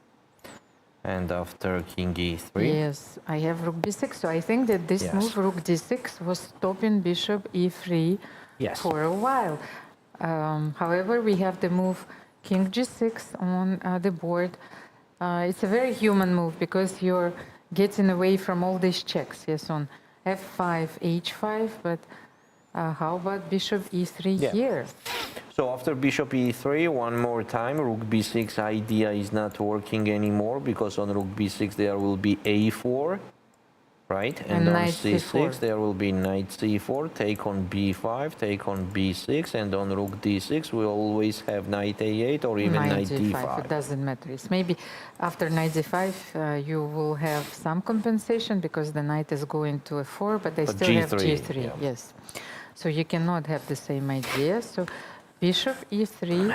On the same time, we have to mention that Lei Ting has 3 minutes more. And look at this. Knight g3 was Knight in the game. g3 was met by immediate h5. So Hampi was actually planning to make this move, and that's why she played king g6, because she was protecting the pawn on g5. And let's say if you take on h5, knight h5. Wait a sec, is not it a blunder, bishop c4 and then take on h5? Am not I winning the f7 pawn? No, is it a blunder? Bishop, So bishop c4, and then taking on h5. and then So take with the check you there. start with bishop c4, yes, and so you can't take on h5 first, because then I will have rook f6. Yes. So Rook after d6 bishop here, c4, Lei Ting yes. is just winning the pawn. So it is quite huge blunder, we could say that. And it seems that Hampi is, is struggling with the black pieces. You know, it's the second game which is not Be the third life? going, yes, well for her. It seems that Lei has like had a more balanced game with the black pieces. She equalized, and she Clearly didn't have equalizing. any problems. And Hampi, on the other hand, is struggling for the second time. After bishop c4, it seems to me technically winning position for late in g. Okay, so let's say bishop c4, rook d6. You take, Take on on h5. with the pawn. And And bishop yes, she's c4 doing is that. on the board. I think that Hampi just realized that this played is rook a b6. blunder. But rook b6 is not helping at all, as the black will be pawn down. So take everything on h5, take on f7. This is technically winning position for late in g. Now let's see. Let's take a look at her techniques. Otherwise, the position is just winning, you know. So bishop b3, first of all, shielding the pawn on b2. Maybe has to be played, yes, after king g7. Even bishop c4, what's wrong with that? Bishop c4. Yes. Now g5, oh, it's just... No, you can't take yeah. on g5 because rook b2 Yeah, but is it's still hanging, a very you know, it's important kind threat. of hanging. Yes, but maybe you will need to play b3 Yes, first. I will do. Why not? I mean, I have time for that, as black does not have the counterplay. Okay, she needs to go knight g6 here. That's her counterplay. Knight g6, g3 for white, because I think that Yes. if you will allow knight f4, let's just show that if after knight g6 you play b3, I think that after knight f4, black is fine, because Yes, you have here to black take. is fine, absolutely fine. Oh, And she's Hampi doing goes g4 all immediate. in. g4. So let's say, what if I take on g4? By the way, she wants to play rook f8 and rook f6 and to come through this side to penetrate. Yes, rook f8. Rook f8, rook f2. Oh, b3 was in the game. That makes sense. Definitely, that makes sense. Okay, now. but now I will take on f3, take on Taking on f3, and knight now I will g6. play No? knight g6 or rook g6, I don't know. Hampi is fighting to create some counterplay because she is a pawn down. The position remains very unusual, by the way. The king is on g7, the g file and the h files are open. Black has a pair of bishops, you know, which are taking away all the squares, but Hampi needs to find a way to stay in this game. How about knight g6 here? What are you Okay, doing let's after take a knight look g6? at knight g6. Bishop h6 check first. Ah, where the yes, king I goes. cannot go to... I have to go only to f6 and then And rook when you go g1 on maybe. f6, rook h5 is Ah, no, very rook g1 strong, I'm and blundering, you yes. could not play knight f4. Oh, Rook okay. h5 and rook f5 is also coming. So maybe I can't play rook g6 because I need to cover this h6 So square. rook I need to play g6. rook Let's consider g6. rook g6. On rook g6. And Hampi is getting down to her 4 minutes. She needs to find the way to stay in this game. Rook g6 seems Rook to be h2 the maybe. It seems like natural very move. important move. Yes. Rook h2. And Maybe she's I doing can it. play No, knight g6. no, she played knight g6. Now if the late king g find out bishop h6 check and rook h5, the position is with a decisive advantage, and She she's doing goes for it. bishop h6 immediately, and Hampi is in dire straits right now because And the her last move position now is for late king g, rook h5, and position is absolutely winning. Actually, we could say that. rook if- h5 with the threat of rook f5 yes, as well, and that's bishop just- g5. Yes, that's just ending up the game. After rook h5, there is bishop g5 threat, there is rook f5 threat. And On the rook same time, f7. there is no knight f4 because of bishop takes f4, and she's doing it. Yeah, Rook okay. h5 is on the board, and I don't think that Hampi Koneru will be able to save this game because rook Yeah, h5. she's in a very tough situation right Rook now. h5 is combining so many threats. What can you do here? You have to run, but Yeah, that was a huge blunder. Miscalculation, actually, when she played knight g6. Instead of knight g6, the last chance was to play rook g6. Actually, rook g6 was keeping the complications, a lot of complications in the position, but now it's all clear. I mean, so many threats, and black has no counterplay. What if I play rook h8 here? Let's say one last try, because if you play bishop g5 check, I will play then you have king g7. Yes, let's show it. Yeah, on bishop g5 check, the rook on h8 still not hanging, king g7 is the only move, we have no square, and here we are still alive with black. But after rook h8, there is rook h1, such a natural move. But at the same time, what are you threatening? Because after what? You want to play rook f5 rook f5, here. rook f7, and the bishop is not hanging on h6 anymore. Yes. So rook f5, and I cannot parry this threat at all. Okay, let me sacrifice here rook h6, and maybe bishop f8, just to have one last check on f4, maybe rook d6. What are you doing here? Rook h7. And rook d7 is played. So Hampi is protecting the square on f7, maybe indirectly, and getting rid of bishop g5. So if bishop g5 here, Hampi is going to play king g7, but then the second rook comes to h1. Yeah, What do you think position. here? What to think here? But she's still alive actually, and she didn't lose this rook on d8. And how about rook f5 here? It was another threat. So if you play rook f5 after rook d7, you are running, yes, king e7, and if bishop g5, where do you run? On e8. Yes, king e8. But rook h1 here, all your pieces are paralyzed in this line. Let's just put the rook on h1 once again. And how should you continue White here? is not threatening anything concrete, but black is just tucked. So maybe rook d6. But rook d6, you don't even have rook d2.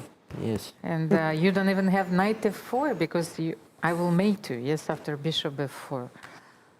So what can, maybe bishop maybe f8. after rook d6, I'm threatening knight f4. No, I'm not threatening. No, you're not threatening. Why? Because I'm mating you on h8. Oh, knight f4. Yes, bishop f4. E takes. And rook h8. And rook f7. Yes. Okay. You want to just show it then, because we are discussing the lines. I think it's, of course, very important to put them on the board. No, it was rook f5. Rook f5, then bishop g5. King is running, king e8, rook h1, and if you play rook d6, let's say I'm making a move, knight f4, simply rook h8 and rook f7 mate. So Hampi has to guard this h8 square. She needs to play maybe bishop f8. What do you think? Do we have rook f5? Yes, we have this variation on the board. I think that Lei will play bishop g5. King e8. No. Oh, she's rook bringing h1 her rook first. immediately to h1. Maybe we will have the same variation, because what if I play king e8 here? Yeah, it goes to the same thing. Because I want to play bishop, I don't know, bishop f8? Not yet. King Okay, is she's doing going king to e8. e8. 2 minutes for Hampi Koneru, and a bit more than 2 minutes and 50 seconds for Lei Tinji. So still bishop g5, right? But bishop g5 here, maybe bishop f8. Maybe that's the only way, yes, to stay alive here. And then rook d6, yes? Because then a rook h8 is not mating. Yes. That But at the makes same sense. time, you have the e3 square. Yes, but bishop e3 and on knight f4 check, then I can move king f2 if I need to. So what do you suggest here? Bishop b3. Rook Okay, rook d6. d6. Still we have And what to do you do? Okay, Hampi did not lose. She's still in the game, and it was probably the only way to stay in the game. She is a pawn down, but she still has Some chances. Yes, but a very good practical chance if she will force Lei Tinji to take on f4 Four after happened. knight f4. That's why F4. actually, yes, Lei played f4 herself. Yes, but there has to be something. Okay, she is simply threatening to, let's say if we take on f4, let's just show, take on f4, the Then just bishop. Bishop is hanging. Yes, the bishop is hanging on c5, so we cannot take on f4. So on f4, I think we have an excellent chance by rook h7, pinning the white bishop. Okay, but what if I take on e5 now? Then I will take on h6 and knight f4 check. Oh, wait a second. This is a very unexpected twist in this game. This is an excellent chance. So take and knight f4 check. And rook h7 is on the board. Hampi is defending like a Wow. tiger. Because I was thinking that And this position will not be winning easily at all. I was thinking about Vishay Anand, you know, they were Yes, calling him a that's true. tiger from Madras. So let's say we have a tiger and a dragon. Lei Tinji is trying to win her first game in this match because for the moment we have 4 draws. And after f4, rook h7 is such an important defensive resource. Can she play rook h5 back. Yes, back, protecting the bishop. I think it's very important to understand. So if Hampi will be able to trade the dark square bishops, and even if And Lei... she's doing rook h5. Yes. But here is an excellent move, bishop f8, which is almost equalizing the position. But that's what I wanted to say. So even if Lei Tinji will get out of this position with the pawn up, but only with the light square bishop, Yes. Hampi's knight, I think, guarantees her very good practical chances. Oh, now she has to find out bishop f8 move, and she's doing it. Wow. So bishop Cool. f8, but let's say we will not take on f8, because I think bishop f8, rook h5 is first of all losing after knight f4. We need to show this variation, yes, and then I will simply take the knight, the rook on h5. So you cannot take on f8. What can you do here? But if you play king f3, then I will take on h6 and I will And that's grab on all f4. good. So on king f3, there is just taking on h6. Yes, and knight f4, and who knows? This is going to be a draw. f5. What's going on here after f5? f5. But f5 we can take on h6, and the rook on g6, the knight on g6 is protected by the rook. Hampi can take on h6, and she she's goes for taking. it. Because after this she can simply take on g6 with her rook. I don't know which rook, maybe will rook. capture on e5 and will try to continue Yes. there with the extra pawn in the opposite square bishops.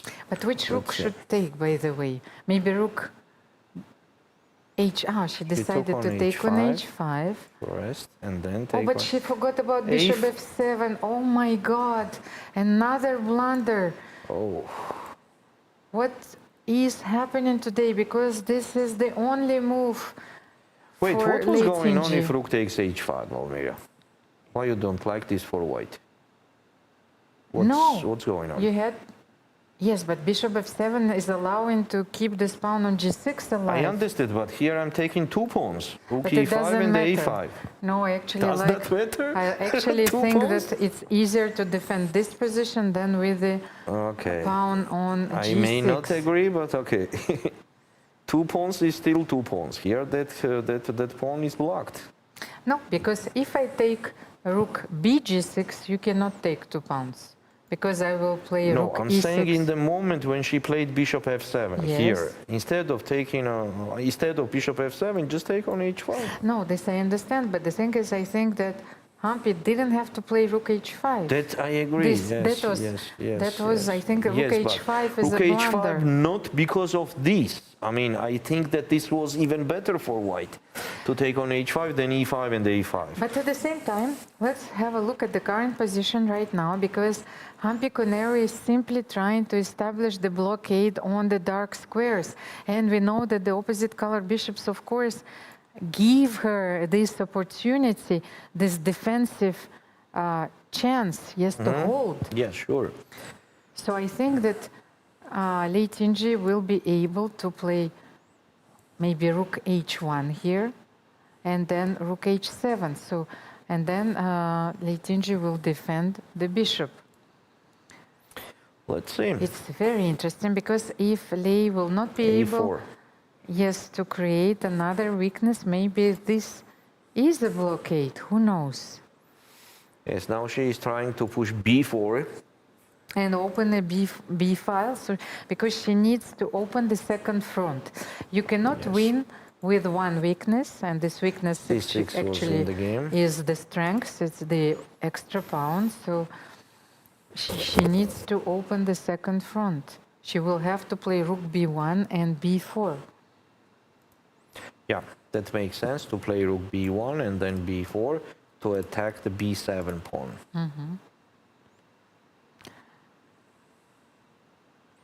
Somehow to have two extra pawns that actually she had already, but she somehow missed that.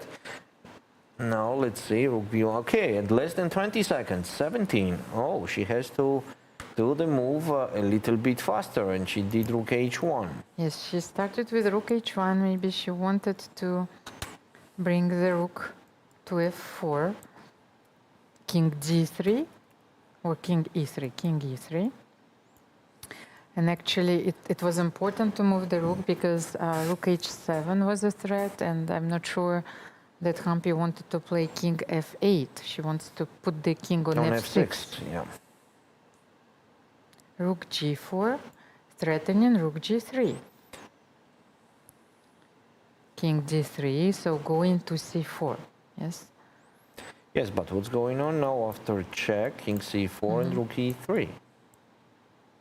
Rook f4. No, rook f4 back.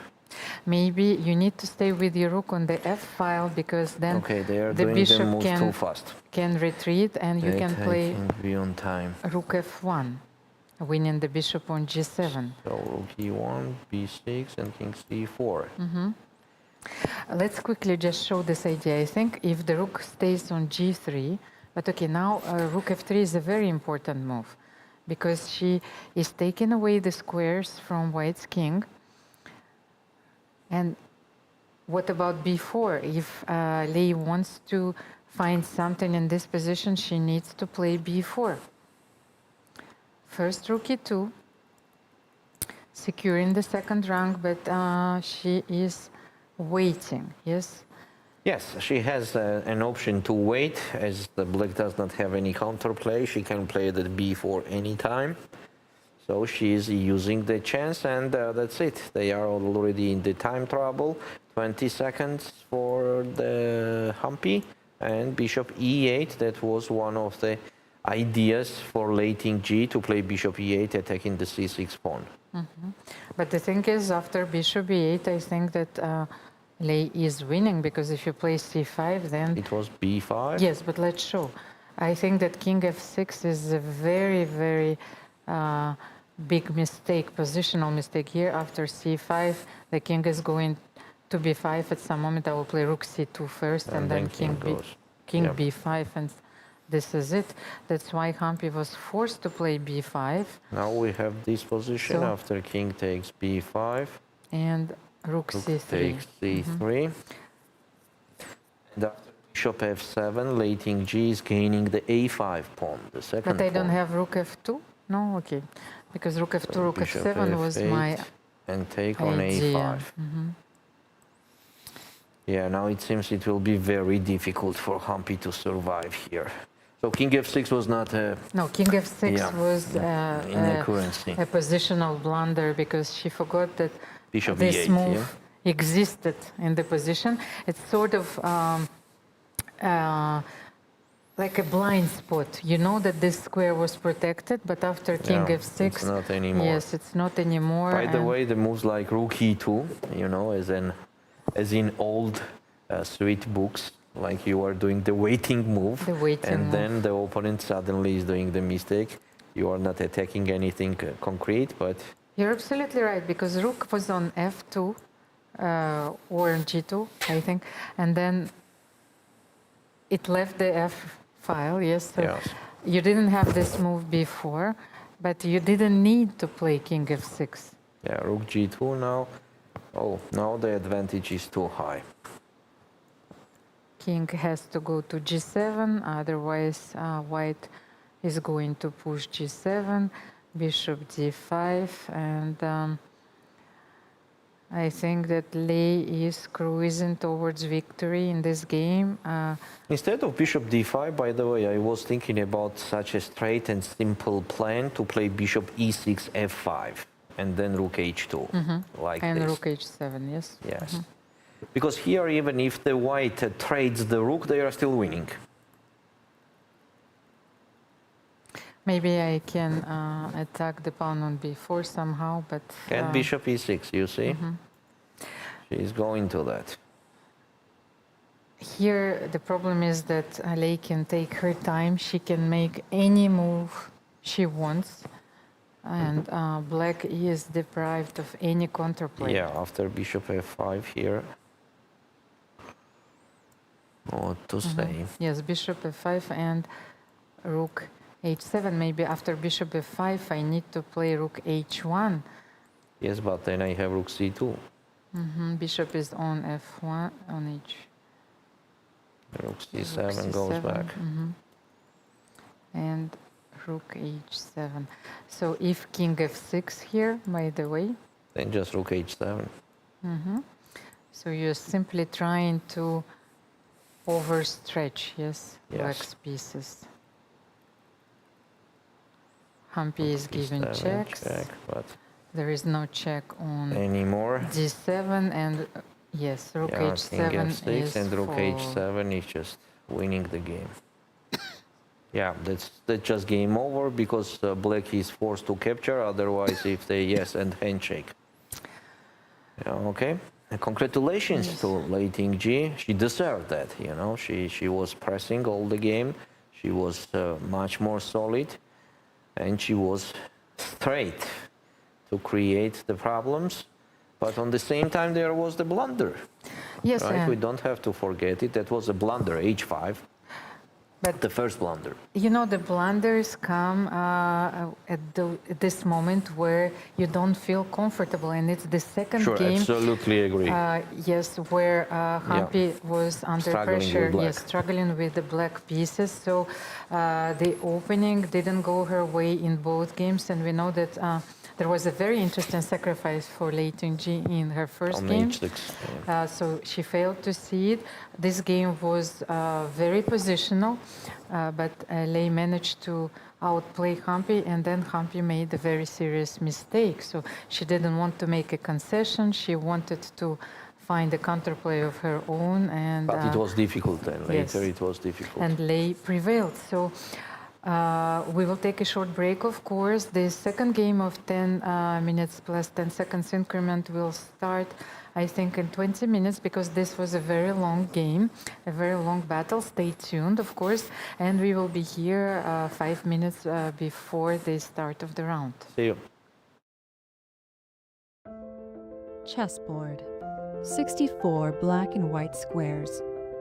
Or is it more than that? It's a battlefield. A stage where strategy meets instinct. This is where women play their own way. Playing with fire. Playing with heart. Playing with emotions.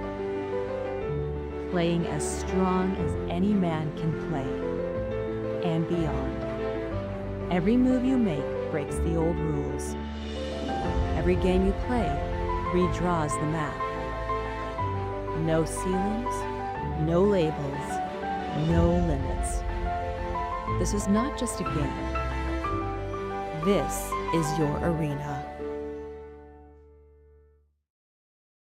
Washington, D.C., August 4th to 5th, 2025. The Smart Moves Summit, a global education conference where chess meets learning. Held alongside the FIDE World Schools Team Championship. Global dialogue on chess, cognition, and education. Federations, researchers, EdTech. One stage, one mission. Topics that move the world. Meet leading influencers. Timur Turlov, Dana Reisnies, Jerry Nash, Leoncho Garcia, and more. Inspire, unite, transform. Join the international community shaping education. Play smarter, learn bolder. Let's make future together. Don't miss this unique opportunity. Register now and be part of the change.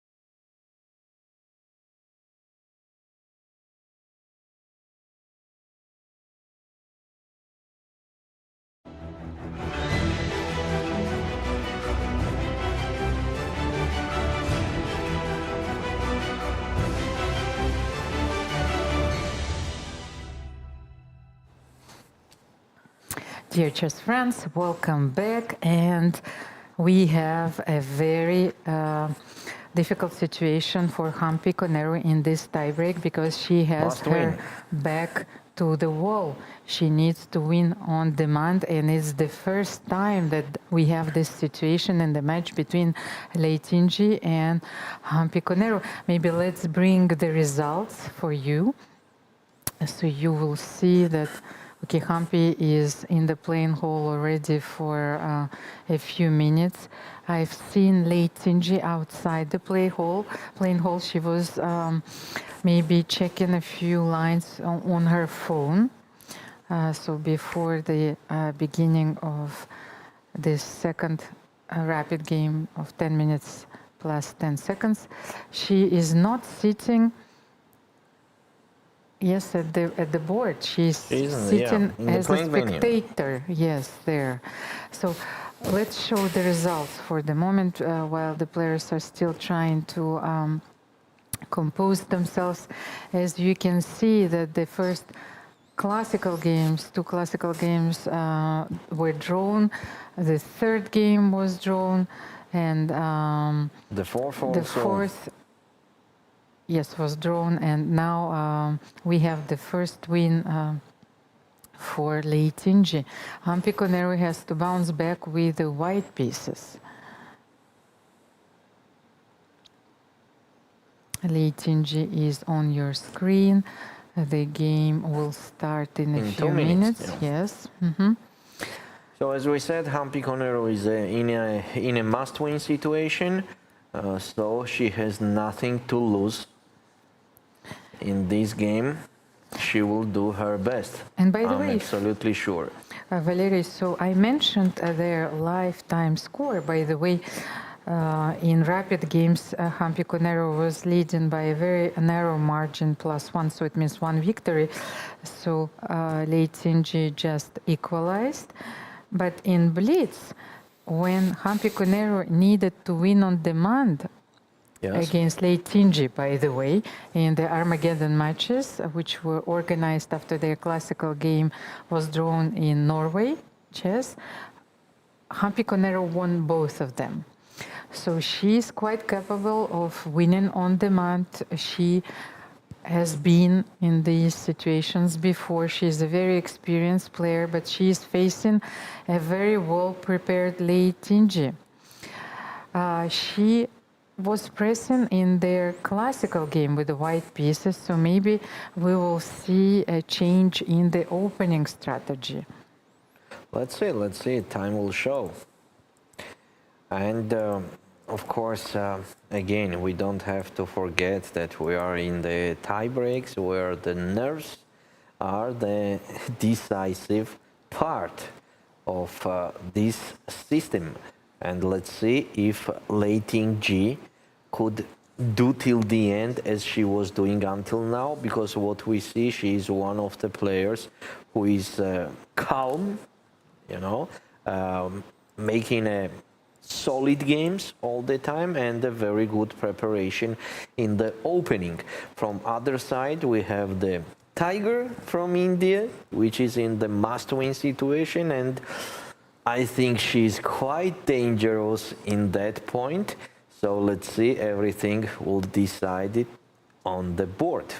And by the way, I was thinking that having your back to the wall also had a very important meaning here symbolically, because Lei Tinji is representing China, so Hampi Koneru is having her back at the Chinese wall, you know, protecting the empire. And will Hampi Koneru be able to break this Chinese wall? And Lei Tinji changed her line.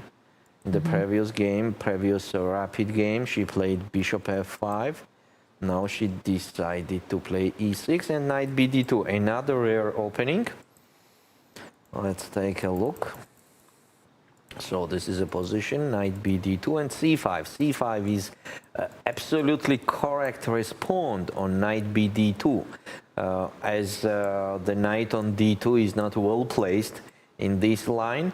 And after c5, the theory says that the black is equalizing and the white has to go to absolutely another structure, and this is bishop b2 and bishop d3 and castle to do that. But isn't it something that we saw, something similar? Yes, Similar, yes. We saw in the game between Tan Zhongyi and Divya Dishmukh, where Divya correctly replied with this move c5. Yeah, let me tell you one detail about this opening. If the black will not play c5, the main idea for white is bishop d3. So the point of putting the knight on d2 is to capture on c4 with the knight in case the black captures on c4. So if black is not capturing on c4, then just bishop has to develop, for example, on d6, castle, castle, and e4. This is the main idea of this opening. So take on e4, take, knight f6, and bishop g5. This is quite well-known position where the white is going to take on f6 and play c5 in case they need that. So Lei Ting-ji avoid these lines, and she just did c5 immediately after b3. Just take knight c6, bishop b2. It is mutual play already. Black does not have any troubles from the opening. And bishop goes to d3. Yes.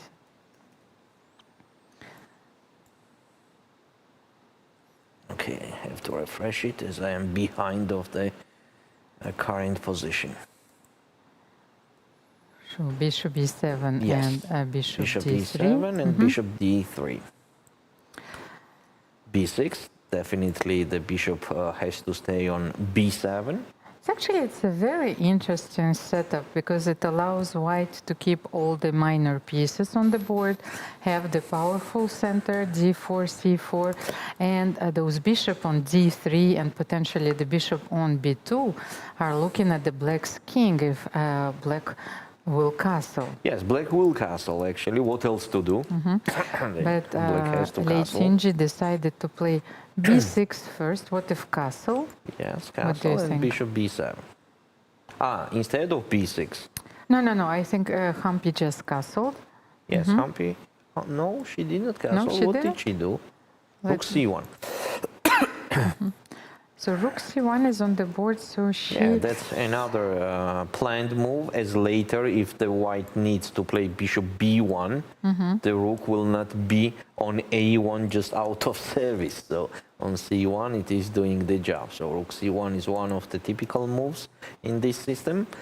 So black has just to continue with bishop b7 and the castle.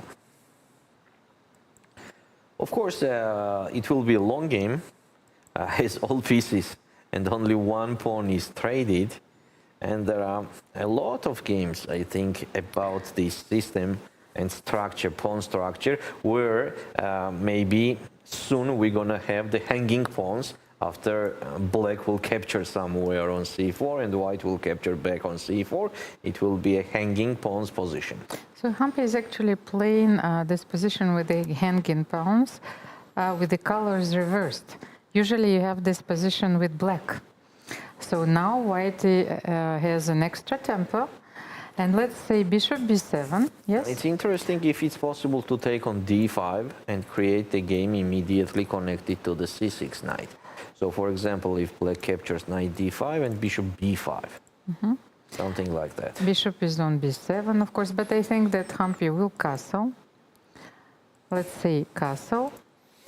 Yeah, if castle, then yes. Because we are taking on castle. d5 is a bit premature, so... No, if it works immediately, you know, like connected to that pin, but nothing special is happening there. And now queen e2. So I'm using the analogy, so if I'm repeating the moves as I would have played with the black pieces, then I am one tempo ahead. Yes, in this position. So after queen e2, Rook c8 maybe rook will be the c8, most let's obvious see. move. Here we are, queen and the e2 queen on is the on board, e2, and of rook course. c8. By the way, let me check if this game can, this move order is transposing. Oh, I have Caruana Duda, a Blitz game, and rook c8 was played in this she Blitz played game, rook and c8. Lei Ting-ji just played rook c8. And rook fd1 maybe, yeah? Yes. And here we are. So putting the rook on d1, where it's more active, of course, then maybe. Flexible for black, I think, is to take on c4, taking rook e8, and bishop on f8, as in the old sweet times. Where does the knight go? Does the knight go to f1, knight g2, f1, g3, or does it go to b3, protecting the pawn on d4? What do you think? That's actually happy to decide. Both of them is possible. It's interesting. So let me check. Rook c1, rook d1. So this is the current position, and letting G is to decide what to play. She played rook e8 immediately instead of taking on c4. Okay, here it's what is very interesting that we can get this position with a lot of different move orders, but we almost never get it with like a tempo more for white. Yeah. You know, this is very, very rare. So I think Hampi got what she wanted here. It's a very complex middle game. She has all the minor pieces. The rooks are very active. The queen is on e2. You can always play bishop b1, yes, and then maybe queen d3, who knows, or maybe knight f1. And actually Hampi goes for knight f1 because then I feel that she will bring her knight to g3. Definitely, knight goes to g3. The main power for white is that all pieces are on the board. Each trading will be very good for black as they have less space. So after knight f1, I wanted to try one move. Let's say d takes c4, Yes. b takes c4, knight b4, just in case. I wanted to check this variation, but you will simply retreat your bishop to b1. Yes, so and then I will play a3 and knight e5. Yes, knight e5. So this is not the way to play. That's why Lei makes another useful move, bishop f8, and if I will take on d5, then e takes d5, and the rook is attacking the queen. So knight g3 or knight e3, by the way. These are very interesting alternatives because if knight g3, then I actually don't know what is this knight doing on What's next? g3. Right? What's next? Mostly if the black will play g6. I don't like that knight on g3 when the black is doing g6. And Hampi played a3. a3, so taking away the b4 square. G6 for black is going to be played. So you think that black is rerouting the bishop to g7 and stopping all the ideas with bishop b1 and queen d3? Yes, and for that actually putting the bishop on g7 is not necessary, I think so. Oh, but I thought attacking the pawn on d4, just in case. And what I see here, by the way, it's a very thematical, very instructive move that at some point black can also play knight h5. You know, when the bishop is not on e3, you have this knight h5, knight f4. Yeah, another plan here for black is to play rook c7 and queen a8. This is also very thematic. And then take on c4. But do you think that g6 is a useful move anyway? Because if you start with the rook c7, queen a8, then g6 is softening the knight on f6. What do you think? Yes, but knight on f6 will be hanging after I will capture on c4, right? By the way, I also saw, because I like these moves, knight h5, they are very sudden. G6 is played, but Lei also can play knight a5, attacking the pawn on b3. And how are you going to protect it? I think that you have to go knight g2 back. No? Knight a5 Yes. when? Instead of g6? Well, okay, but it's just as an idea. If I play instead of g6, knight a5, let's just check it, because you always have it. How do you protect this knight? Because the pawn, because I threaten to take it, and c4 is hanging. I think that you have to play knight g2 back. Yeah, that's And true. if after knight a5 you have to play knight g2 back, then it's a bit strange. Okay, knight e3. G6, knight E3. Okay, something bishop already G7. happened. But now Bishop maybe G7. Hampi can play knight E5 and jump to this square. Because if you cannot take, no, knight E5, G takes E5. Knight E5 makes sense now. So if knight E5, simply G takes E5 and then attacking the knight and the pawn on No. G5. No, you cannot It's do clear this. advantage, yes. Hampi C5. does something else, C5. Okay, this is very interesting because I think that she simply wants to close the center. I'm not sure if black can play E5 or not. Okay, what if B takes C5? Are you going to take with the rook? Very tough question. It's not easy because let's say rook C5, I understand this, and then I can play B4. And she Yes. took with the pawn. But here, yes, D takes. And how about E5? Has to be done. Yes, because otherwise, Otherwise, black will be two behind in the race of pawns. yes, you have to play E5. And then what is Hampi's idea here? Because D4 is coming. Okay, first of And all, E4 is coming. This like I'm threatening to win a piece. I think Hampi wants to play bishop B5. Okay, anyway, because E4 is a threat and D4 is the threat. So bishop B5, it's an idea because I want to take and to take on E5. so queen C7.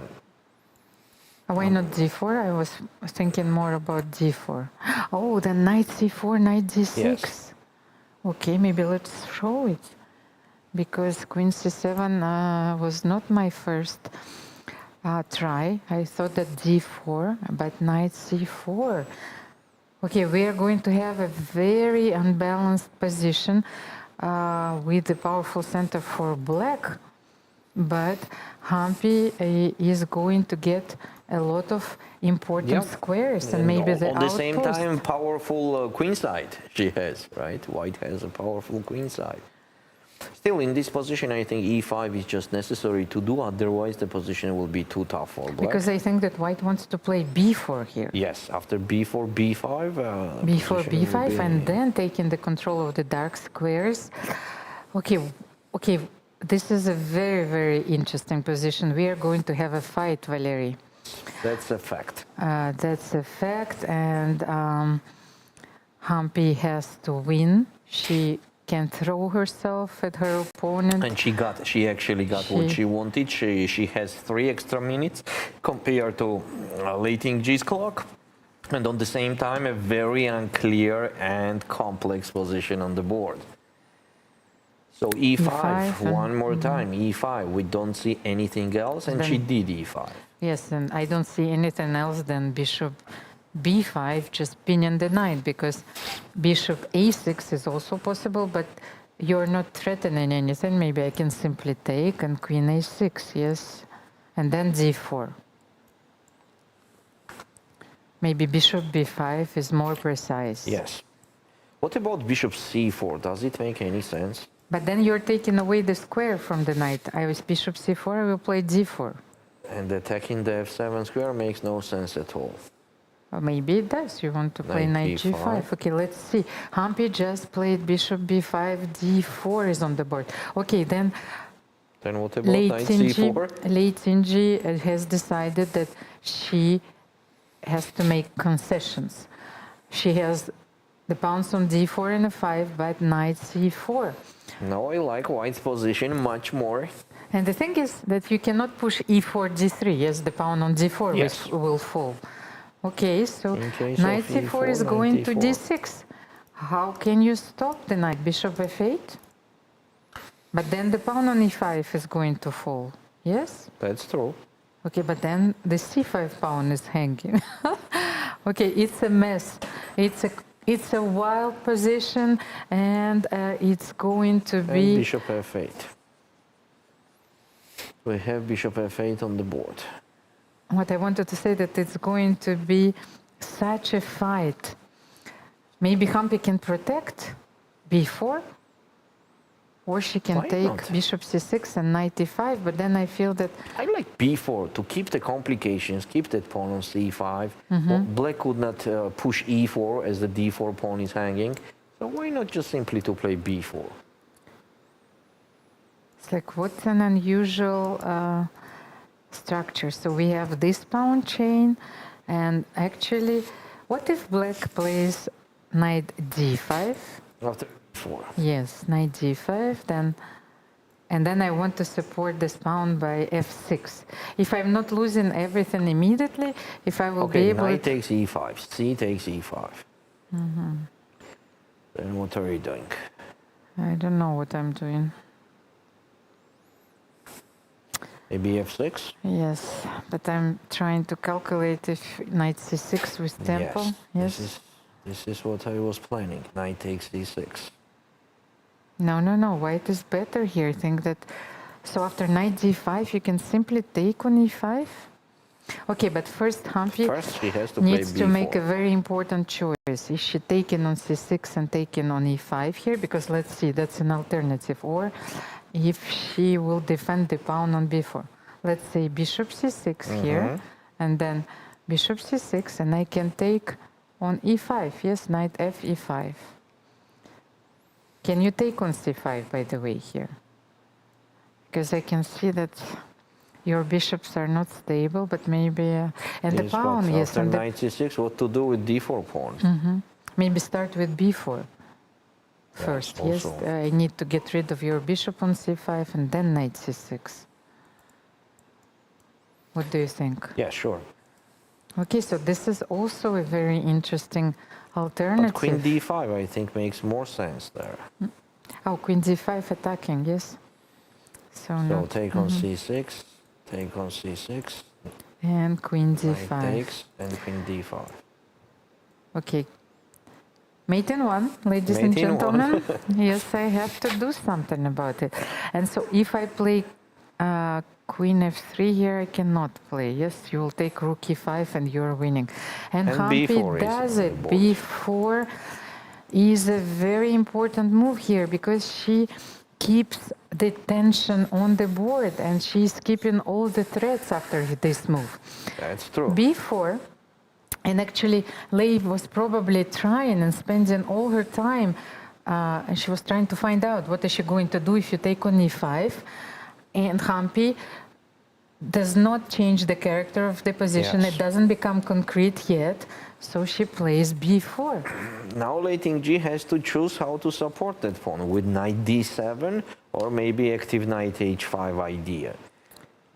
She has to do something, otherwise a small inaccuracy and that's it. It will be a decisive advantage for white. Oh, but I like this knight d7. I haven't considered it. I think that Leigh is going to make this move.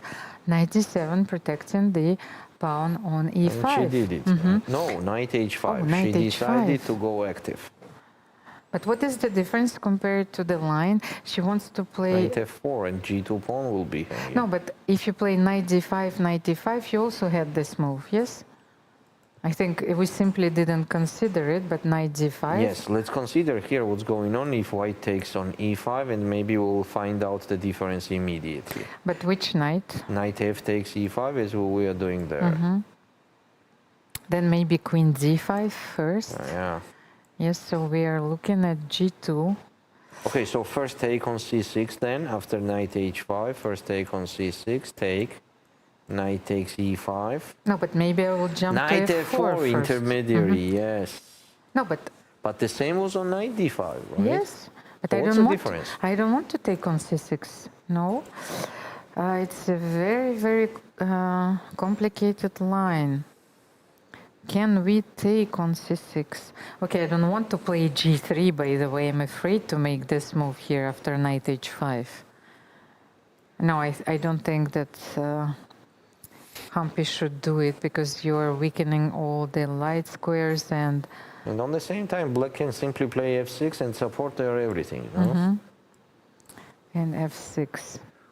Okay, we have a move. g3. We have g3. So let's see what's going on after g3. And queen f6, immediate answer.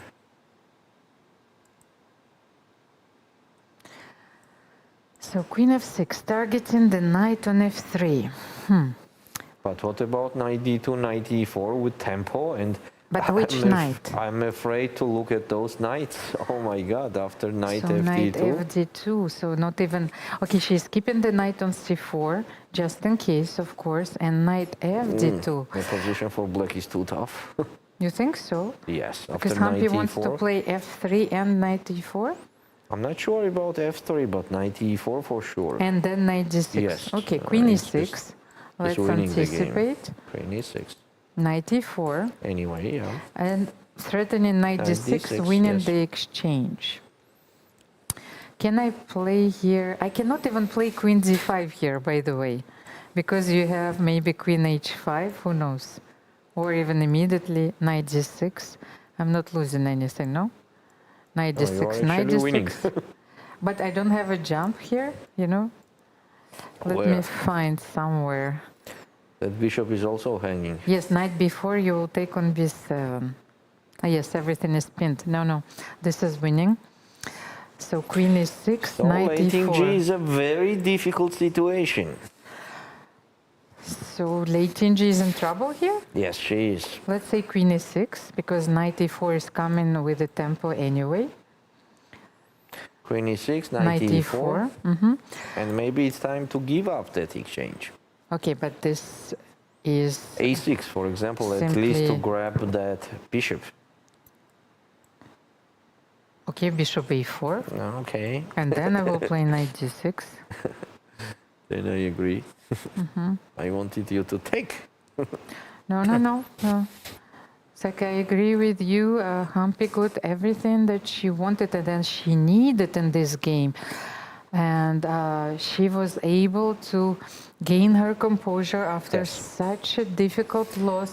And she has lating G on the ropes here. It's actually very interesting why lating G changed her opening. Because she was quite okay in the previous game. Okay, and rook fe8. No, but it was Hampi who went knight g2. Huh? No, lating G did not play bishop f5. Yes, I understand. But anyway, compared also to the previous lines, Hampi was always putting her knight on c3. Wait, rook cd8. She decided to play like Tanjongi. Yeah.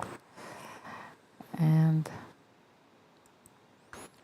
Now we have, yes, now Hampi is thinking, so we have knight e4 here. And after queen e6, just to play knight cd6. Oof. The advantage is too high. Does it matter which knight? Okay. Yeah, does not matter. Oh, actually, this knight, because bishop c4 is also coming. Oh, bishop c4, of course, is a very Knight important g5 rook. is coming. It's kind of time to resign. Okay, bishop d6. I think that Lei wants to sacrifice the exchange here. Yes, rook d6. Yes, that's for Hampi sure. is playing very well this game. Threats are coming from everywhere, so she needs at least to get rid of knight g5 and bishop c4. Hampi needs to play knight g6 here, so let's see. What can she And do she's here? doing it. Knight c6. Yes, and of course, Perfect lating G play. is giving up the exchange, right? Or not yet? Not yet. She captured with the bishop. But what else can you do here? Yes, because then nothing else. bishop c4 is Nothing coming. else. You can Nothing else. maybe you can play rook e7 here. Yes. Okay, And how seven. about bishop c4? Bishop c4 and b5. I think lating G will capture it immediately. Yes, it happened. And this is a position we have now. But for the moment, all the black pieces are discoordinated. Yes, after queen g6, the knight is on h5. There is a pin also. The pin on e8. You have this monster on b7, you know, but you cannot, for the moment, activate this bishop. So Let's see. Let's see. So now it's Hampi to move. Maybe it's already time. No, Rook she played rook c5. c5. I was going to say the take on d4. Actually, it was very interesting what's What do you going on. mean? If we take on d4 immediately in this position. bishop d4, but what Yes. if knight d4? Oh, rook d4. It is hanging. Yes, this was winning immediately, yes? Seems like that. Yes, okay, but it's not easy to find such moves with a few minutes on your clock. By the way, the players are down to their last 2 minutes. Rook c5 is played. Rook e7. Rook e7.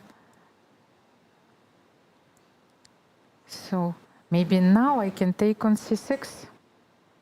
Yes? Yes, we can. And then maybe I can simply attack queen a6. What do you do? How you defend? I think it is just game over. But Maybe you No, have one no, no, last move, rook e6 here, but then I wanted to play rook c1. I think this is it. Bishop c6, queen a6, rook e6, and rook c1. no, bishop c. What a strange move. Oh. She wants to come from the other side. She wants to improve the bishop, and she wants to play bishop g5. Yes, but f6 is everywhere. Mm-hmm. I don't understand bishop c1 move actually. Okay, so Lei Ting-ji played something that I don't have on my screen. Knight d8 was played. She played knight d8. So she understood that there was bishop c6 and queen a6. It was such an easy win, huh? Take on c6 and queen a6. But then bishop g5, you will play F6. f6 and then knight e6.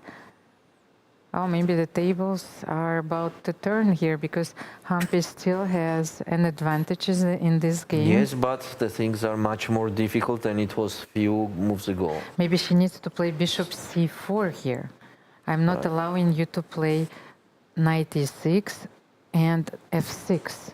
She's doing bishop g5. Bishop g5, f6 is on the board. Maybe now bishop c4 check. Yes. But I feel that Hampi should have started with bishop c4. She's down to Knight her f7 last has minute. to be done.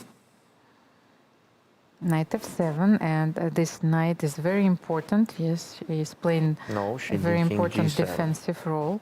Maybe she still wants to bring her knight to e6. Yes, after king g7, then she will play. But now I can play bishop c1 back and then queen d2. She played bishop d2. Yeah, now it's, you know, time trouble, nerves, everything. It seems like a penalty shoot for me now, as in soccer. Now nobody knows what's going to happen there. Knight e6 and bishop e6. Take on e6. It's very important to keep the rook on c5 because you do not allow black to play queen d5. Yes. Yes. For the moment, this knight on h5 is out of play, and maybe that's why Hampi decided to provoke this move f6. Yes. So she is doubling her rooks on the c file. She's playing very well. She wants to play rook c7, and if queen d5, she still has f3. Yes, f3 is everywhere, So just in Hampi case we still need has it. everything under control. I think that she's playing against this knight on h5. That was the idea behind her maneuver, bishop g5 and bishop d2. The knight on h5 is completely stuck. So maybe it's time to play king f7 already for black and play knight g7 next. Ah, you want to redeploy your knight. So how about rook c7? On king f7, rook c7, Yes. and knight g7. By the way, if you play queen d5, I also have queen c4 after king f7. Yeah, trading, Yes, so yeah, after king trading. f7, I'm allowing you to trade those queens. Knight g7. But Hampi is playing very well. She is not allowing any counterplay. She wants to trade rooks, but this knight needs to be improved. She played e4. That's another wood on fire. Okay, e3 is a threat. Okay, it's a very dangerous move, especially when you have only a few minutes on the clock. I That's think true. rook c7 Queen has to c4. be played. Queen c4. Or queen c4. Let's go to the end game. That's an excellent practical decision. So how about e3 here? Ah, you can take and rook E6. c7. Okay. Yeah. But after rook c7, I still have king h6. By the way, let's continue. Ah, maybe you will take bishop e3, check. King h6. I think that now you can take bishop b3 and maybe take now on b7. No, queen d6 was in the game. So of course, Lei wants to keep her queens But on the after rook board. c7, it has to be losing. Yes, now you're threatening to take on e7 and to play queen c7, Yeah. or even to take on d4. Now it's I think completely losing. that e3 needs to be played, and if Hampi doesn't blunder with a few seconds on her clock, actually she already got to 1 minute after e3, I think she needs to play rook e7, queen And e7, E3 is and on the e3 is on board. board, and maybe queen c7. Yes, let's follow this Queen game. e7. I think queen c7 needs to Yes. be played. You need to trade And these she queens, did it. and you have no time to take on d2. I think it's a very important intermediate move. King f7 protecting. So I think that now you can simply take on e7 and take on e3, and this is game over. Yes. And she taking even starts immediately. with f take That's also e3, okay. And and that's it. Lei stops Wow, the clock. what a comeback. What a comeback. Ladies and gentlemen, Hampi Koneru just equalized the score in the match. She won on demand, and we will see Blitz games today. Valerie, you were absolutely right, but once those players are so strong, of equal strength.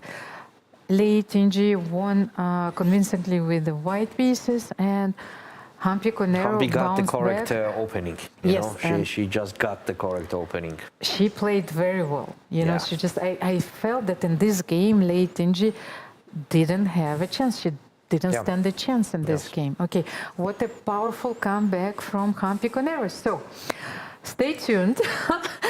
It's another day in the office, and I think that it's going to be a very long one. Of course, we will be back after a short break, and let's just remind you of a format, what is going to follow. Here we are. The match is still tied after 4 rapid games, and we will see 2 Blitz games with the time control of 5 minutes plus 3 seconds. And if the match is still tied after those Blitz games, we will play 1 game at a time, and every game is going to be decisive. I think it will be the first time that we will have a sudden death during this event, Valerie. This match is becoming even more dramatic. So we will take a short break. I hope that these games are keeping you on the edge of your seats, and see you in a few minutes. Chessboard. 64 black and white squares. Or is it more than that? It's a battlefield. A stage where strategy meets instinct. This is where women play their own way. Playing with fire. Playing with heart. Playing with emotions. Playing as strong as any man can play. And beyond. Every move you make breaks the old rules. Every game you play redraws the map. No ceilings, no labels, no limits. This is not just a game. This is your arena. Washington, D.C., August 4th to 5th, 2025. The Smart Moves Summit, a global education conference where chess meets learning. Held alongside the FIDE World Schools Team Championship. Global dialogue on chess, cognition, and education. Federations, researchers, EdTech. One stage, one mission. Topics that move the world. Meet leading influencers. Timur Turlov, Dana Reisnies, Jerry Nash, Leoncho Garcia, and more. Inspire, unite, transform. Join the international community shaping education. Play smarter, learn bolder. Let's make future together. Don't miss this unique opportunity. Register now and be part of the change.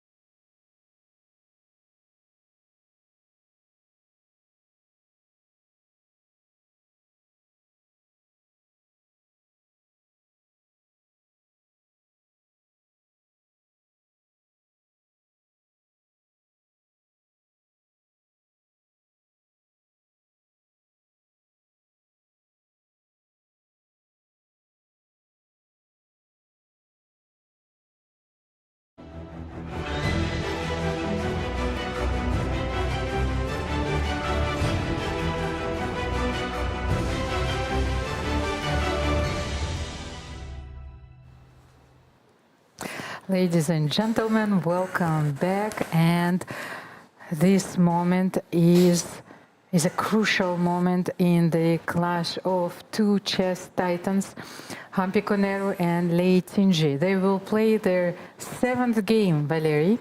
Just imagine. Yes, you can imagine. In one tournament. In one tournament, and the match will proceed after 4 rapid games. The match is still tied. Hampi Koneru is going to play with the white pieces, and it all comes down to this, a Blitz tiebreak. We will start with 2 games of 5 minutes plus 3 seconds increment. I am so disturbed by this picture. You know, I know how important this moment it is for both players, yes. of course, and Hampi is getting ready, so the pressure is immense. And for those who are easily rattled, yes, I think that the sensitive souls should abstain, because this is the ultimate test of speed, nerve, and mental fortitude, where every second will count. Do you know what, Almira? I just Yes. got one new idea. That I think that Lei Tinji has extra pressure, and this pressure is that if she will lose this match, she has to play against her friend in the next match. Yes, no? but That makes sense, of no? course, but at the same time, if Hampi wins this match, she's going to face Divya Deshmukh, and this will be a truly historical final, because Divya Deshmukh is the first Indian woman player ever to qualify but for the final. With that, Hampi has extra motivation, right? And okay, let's see.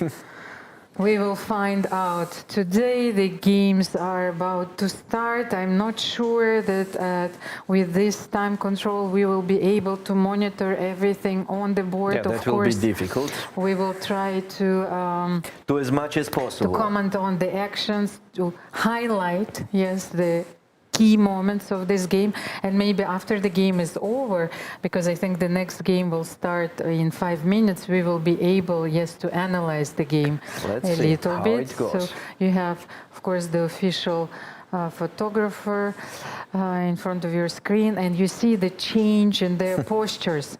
They have 1 minute before the start of the game, so they've exchanged blows in the previous rapid games. Yes. Lei won the first game, Hampi Koneru won on demand the second game. Lei Tinji is the top seed of this event, and so we have 5 minutes Blitz games, right? Player, yes. With 3 minutes of extra on each move. Yes, 3 seconds increment. 3 seconds, yes, sorry, not yes. 3 minutes. 3 minutes will be too much. And here we are. are. D4 is going to be played, D5, C4, C6. This is a theoretical battle. Knight F6 and E3. Bishop F5. No, still E6. So Lei is repeating, you know. But however, now Bishop D3. yes, Hampi Koneru decided Changed to her mind. yes, first to develop her bishop on D3. In the previous game, we saw Knight BD2. So she still has the option of developing her knight to C3, knight BD7, and B3 once again. So, as we can see, this was part of Hampi's opening preparation. She wants to develop the bishop on B2. By the way, after bishop D3, maybe... I think she could yes, take on C4. Lei hesitated a little bit. She could have taken on C4. Because now she is on Hampi's field again. So B3, bishop E7, bishop B2. The same system, same structure. And castle is going to be played, I think. Do you think Lei will play C5? No, B6. So she wants to solve the problem of her light square bishop immediately. Bishop goes to B7, and here we are. Knight BD2. So Hampi, of course, was very happy with how their previous game went. She got a very, very interesting position. So castle, she will castle, or maybe she will take on D5 now. What do you think? If she will take on D5, then I think that Lei Tinji will answer with C takes D5. Okay, so maybe castle then. Castle, yes. Castle is Or does just she want to necessary to do. delay the castle? Maybe she wants to play queen e2. Can we bring the board on our screen, or I'm not sure if it's Castle. possible. Yes, castle. And here we are. We have the board, castle. Castle. Both sides have finished their development. It's of course And it's c5, important. look at this. Still c5 on the board. So it's important to challenge the center, yes, with the Yes. knight on d2. So then it means that late king g is not going to take on d4. So this and time, now Hampi, they yes, have the same thing left with defines the opposite. structure. And maybe after this move, c takes d5, knight d5. Yes, by the knight way. d5 actually, that's important detail. So because what if e takes d5, just we still have a second. If e d5, maybe Hampi wanted to take on c5 and to play the position with the hanging pawns. Yes, and the black is behind of tempos here because bishop does not stay on d6 and bishop does not stay on b7 compared to the previous game with the opposite colors. So knight d5 was played and queen e2. Yes. Queen e2 is a very natural square for the queen, and we know from a lot of many classical games that the queen on e2 and bishop on d3 work very well in tandem. What about knight b4 here? Okay, I just wanted, let me demonstrate first the point. Okay. So if the bishop goes to b7, very often whites want to play bishop a6, you know, and taking the control of the light squares. But of course, after knight b4, maybe Hampi simply wants to play bishop c4. Yeah, why not to put the bishop on c4? Okay, let's update our position. The knight is on d5. So what For happened? the moment, yes, a3 was played. She's taken away the square on b4. The knight on d5 can jump to f4 if white pawn takes on d4. So you have to take with a piece now. So this is a position. And knight takes d4. We don't have a perfect symmetry because Hampi has the bishop on d3, which is more active than the bishop on e7, and the queen is already on e2. But knight c5, attacking the bishop on d3 immediately. Where should you Bishop go? c4 has to. Because otherwise you will go bishop a6. Let's say Yes. if bishop c2, black can Bishop play a6, bishop king, a6. the exchange. So it has to Maybe be you still have knight c4, by the way. So now we'll have, once again, those knights c5, d5, d4, c4. But maybe this is not something Hampi wants, especially after Yes. rook. Rook Just c8. bishop a6, knight c4, and Maybe rook even c8. b5 makes sense. Or okay, rook c8. We don't have much time, so we need to Yes. show all the variations on the board. If Okay, so we Hampi is may. thinking in this position and she is putting the bishop on c2. Oh, what a surprise. So she wants to play knight c4. Okay, nice decision. Bishop a6, knight c4. And the thing is, of course, that she wants to play maybe queen h5. You see those powerful bishops on b2, and on c2 they are looking at the black king. Knight c4 is on the board. The only thing that I can say now is that Hampi is quite slow for this And Blitz rook c8. format. Late Tingy is already 1 ahead minute, on the yeah. clock. She has more than 1 minute. Hampi needs to speed up. Rook d1. After rook c8 was played. So maybe here is possible to play bishop f6. Maybe you need to play bishop f6 and then you want to play queen e7, yes? Yes. And And do you know what? On b4 I will just ignore it and play queen e7 anyway. No. Yes, bishop f6, b4 and queen e7. This is my idea. Or queen d7, yeah, something, somewhere. So, No, maybe after queen e7 I can take the... Yes. when you take back,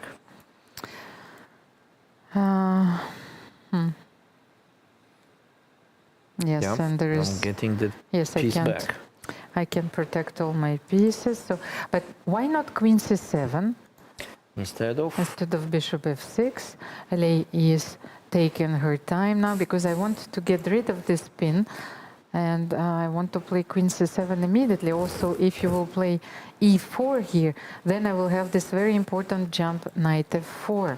And the queen on c7 is protecting the knight on f4. Everything is safe. And even if you will play queen g4, a very active move, by the way, here. So looking at the g7 square, you can play Just knight g6 g7. to stop all ideas there. Yes, maybe we should show this diagonal. Bishop b2 is looking on g7. So I also like this move, queen c7. Yes, let's see. So on the same time, now Hampi has more time on the clock. I have to mention that Hampi has 2 minutes 26 seconds and Lei has only less than 2 minutes. But queen c7, maybe not e4, then simply rook c1, yes? And she's doing She went for something knight very a4. concrete. Knight a4, attacking the bishop on b2. Knight b2 is the threat, by the But way. maybe she is blundering knight takes e6. No, and Hampi Yes, took on actually a4. it was blunder because after f takes e6, queen h5, and look at this position, Almira. Wow. Yeah. The huge attack, huge initiative on the king side, which is more than compensating the piece. Yes, but once again, this is Crazy. not a human line, especially with only a few minutes on the clock. And I think what Hampi did, she did a very human move, like take on a4, because black was threatening knight b2. Yes. And after bishop c4, she activated her queen, and we know that the queen is going to f4 anyway. So let's say bishop f6 here. I need to place my bishop on f6 on this diagonal and to What about e4? Is that counter the dangerous? bishop on b2. e4, and what do you want after, let's say, knight retreat? Then you want to take. I cannot retreat my knight. Yeah, you want to discover threat there. e4 maybe is winning immediately, so bishop f6 is not right, and this explains why Lei Dingy is still thinking 30 seconds, and she knight goes f6. for knight f6. But how about queen h3 here? Queen h3. So attacking the h7 Or h4, pawn. h4, h3. Yeah, any of them. Yes, we have Makes to sense. queen h4, queen h3. Okay, this is Actually, I like queen h3 more. and not an easy choice, because queen h4, of course, is... Getting in this. Yes, you're getting on the Diagonal. way, yes, of this bishop, but queen h3 is also a very nice move, so Hampi will have to choose here. Of course, the idea is the same one, that you are looking at h7, so maybe, and even knight f5 is the threat, yes? So let's say we will do queen h3. The queen on d8 is very vulnerable, it has to move, yes. So, and how about like queen c7 here? Then again, rook c1, I think, yes? And then queen b7. I think this is the way to play. If white will play queen h3 and we have this move on the board, black has to play queen c7 and yes. queen b7. 20 seconds on the clock, so she has to do it a little bit faster. Yes, We have she queen speed up. c7, rook Queen c1 c7. has to be played, and it's Rook ac1, so yes, natural it's a very move, yeah. natural move. By the way, the bishop on c4 has a very also defensive role, because it doesn't allow me to take on e6. Yes, supporting this yes, pawn. supporting this pawn. So rook c1, they are very, very slow. 40, no, already 35 seconds Yes, for Hampi. they have almost And the we same have time a on the very, clock. very complex middle game. 28 seconds. What is Hampi looking at? It's time to Maybe make the she's choice. looking at knight c6 and bishop f6. So in Knight case of c6 knight is e6, possible, and if knight you take c6, not yes, e6. no, knight c6, and bishop f6. So if queen c6, yes, yeah. It's, So in the game was rook ac1. rook ac1 is one of the most natural moves, queen and queen b7. b7, of course, is on the board, and knight b5. Okay, What to move? Hampi B5. is speeding up, but 11 seconds versus 12 seconds. Nerves, G6. G6 is played and bishop f6 is on the board. And knight here we d6 are. winning an exchange. What a devilish trap. Yes, Hampi it is. once again wins an exchange on this d6 square. Yes, she did. Queen g4, improving her queen. Oh, and the blunder back. Bishop e2. Oh my God, such a huge blunder. Where to go with the queen? And take Queen on d1. f4. And Hampi c2. can't even take with the bishop. Okay, but No, now take on c2 and f6 is hanging. Wow. f6 bishop is hanging. Queen e2 is played, so attacking the bishop and the rook. The rook has to go. And queen takes c2 and a4 pawn. Oh my God, what a counter blunder. And queen d4 supporting everything. It seems like a draw now. So the position is balanced once again. I think that Hampi needs to stabilize the position once again, and queen d4 back maybe. h3, this is it. We had Queen e7. two blunders, It has to and be e5. now the No, position queen is f6. equal. Maybe queen d6. Queen d6 to stay in the center. No, She she wants got to rook play c4. a5. Rook c4 made sense, but okay, rook c3. Queen d7, attacking the pawn on a7, and if rook That's why a3, rook c4 was more queen a7, dangerous. and rook a2, attacking the on f2 f2, pawn. rook Be f1 careful. has to be played, And b5, oh, gaining the pawn. a5, no, she still Okay, has push this the b pawn. possibility, so you are pushing b4, Yes, and you don't have a6. queen d8, Oh, no, she but wants Hampi to needs capture to, that pawn immediately. sorry, Oh my God. so nervous, queen d2, f2 was And, hanging. Queen a5. Lei wins the pawn. She needs to stay in the game, Queen and d. rook Oh, c1. checkmate is hanging. Yes, Checkmate is hanging. Oh my God. rook c7, check. King h2. Now queen b8, maybe pinning. Oh my God.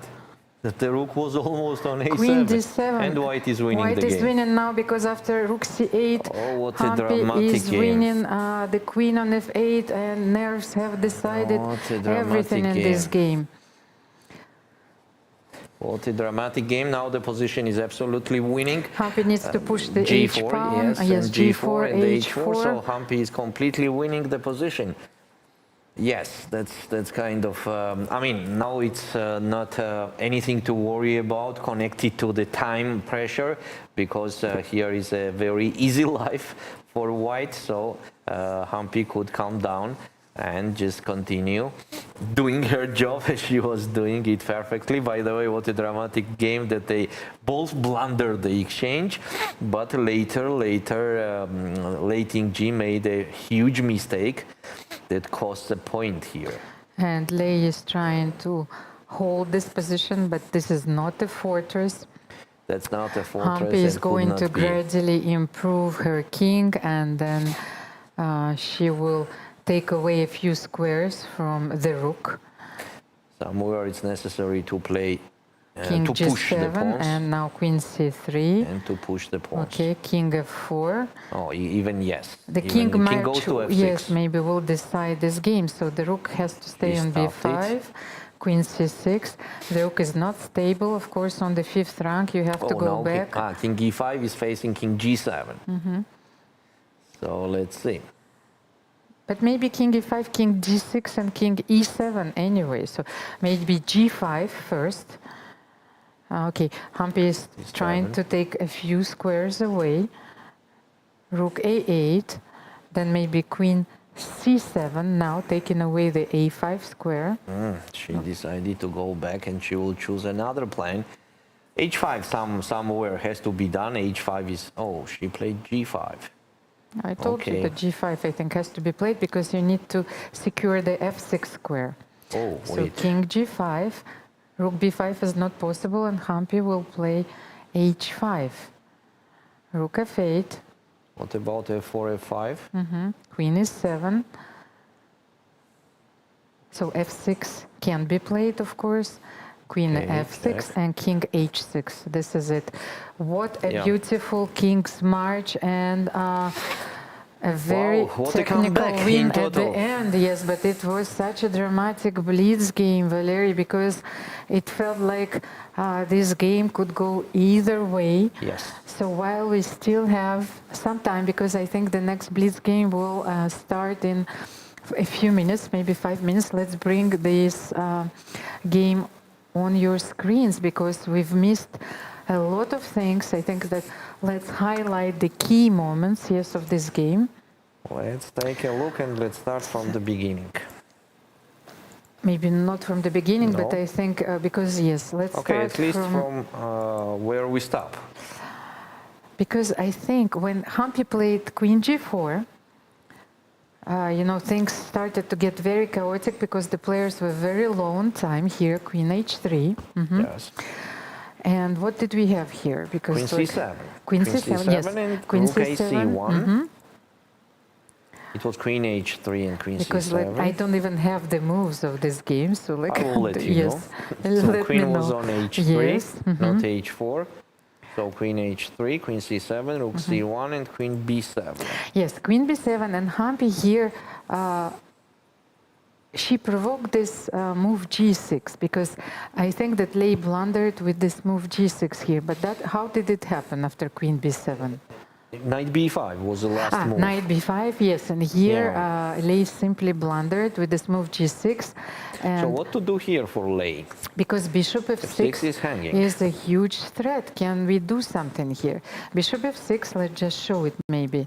And In case of H6, Yes. anyway, Bishop takes F6. I mean, H6, Bishop takes F6, Bishop takes F6, and there is the same Knight D6 Knight there. D6. So Okay. what can Black play here, by the way?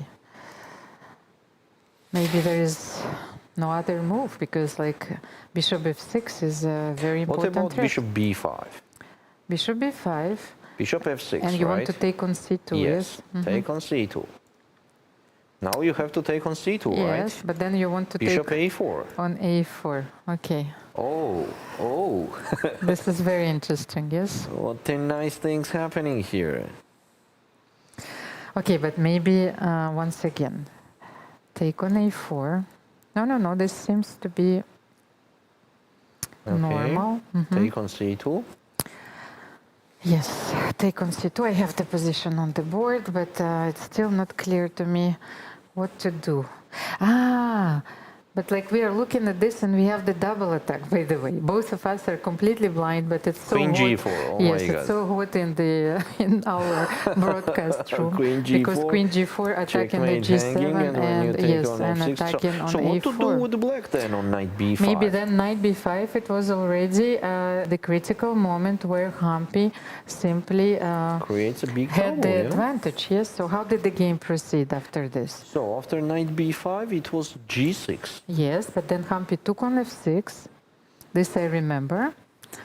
Bishop F6 and just then Knight D6. Knight D6, taking the exchange. Okay, Queen A6, Knight C8, Rook Let's C8. exchange up. And the Queen works very well in tandem with the Bishop on C4. So Queen there was G4 another blunder. blunder, Queen G4. But what should Hampi have played? Because I can see that with the Bishop on F6, I'm probably threatening Bishop E2 and Bishop B2.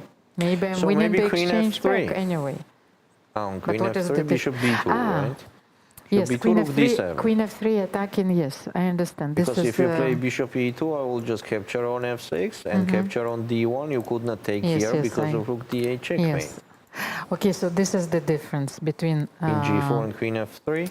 Yes, Queen F3, because in the game, I So on think... Queen F3, there is no Bishop B2 making sense.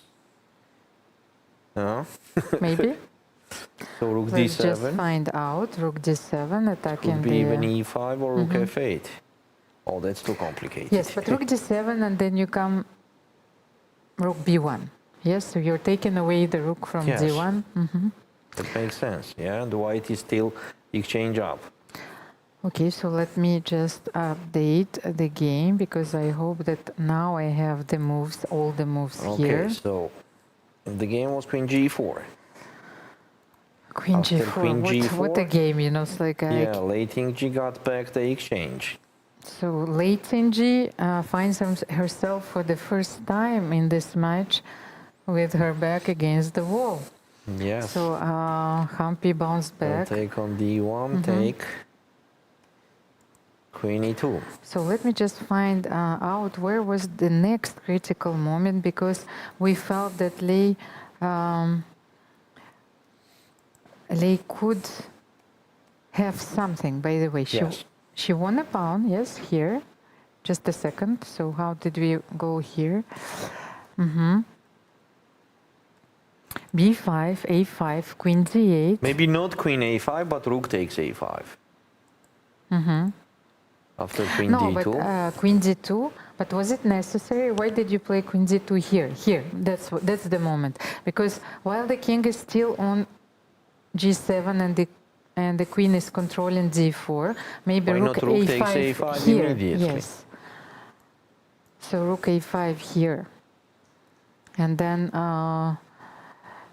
White will have to do something here. Maybe Queen C5. Okay, we all understand this is a technical position. Maybe it's not winning, but still. By the way, here is you have the threat of Queen E5 and Rook C7. Yes, but Queen E5 facing Queen F6. Yes, but then I will play Queen C7 anyway. And Rook A1. Rook A1, yes. Okay, so we need to avoid.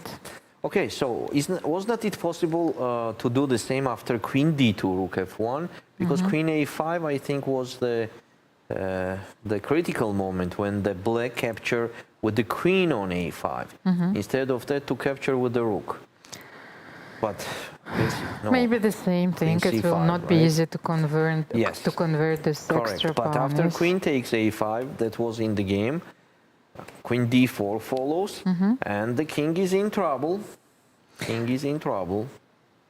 King G8, Rook King C1, G8 and Rook activating C1, the and rook. here late King G lost the game. Is it losing? That's the question. After Rook C1, Queen A8, Rook C7, and now she made, I think... No, she played Rook... Queen B8 she did Yes, not do. she first played Rook A1 check. I'm not sure if this was necessary. King H2. Yes, here I said that Queen Queen B8 B8 was the move during the game because she needs to pin the rook here. Yes. But Queen B8, look at this now. I've seen the move Queen F4.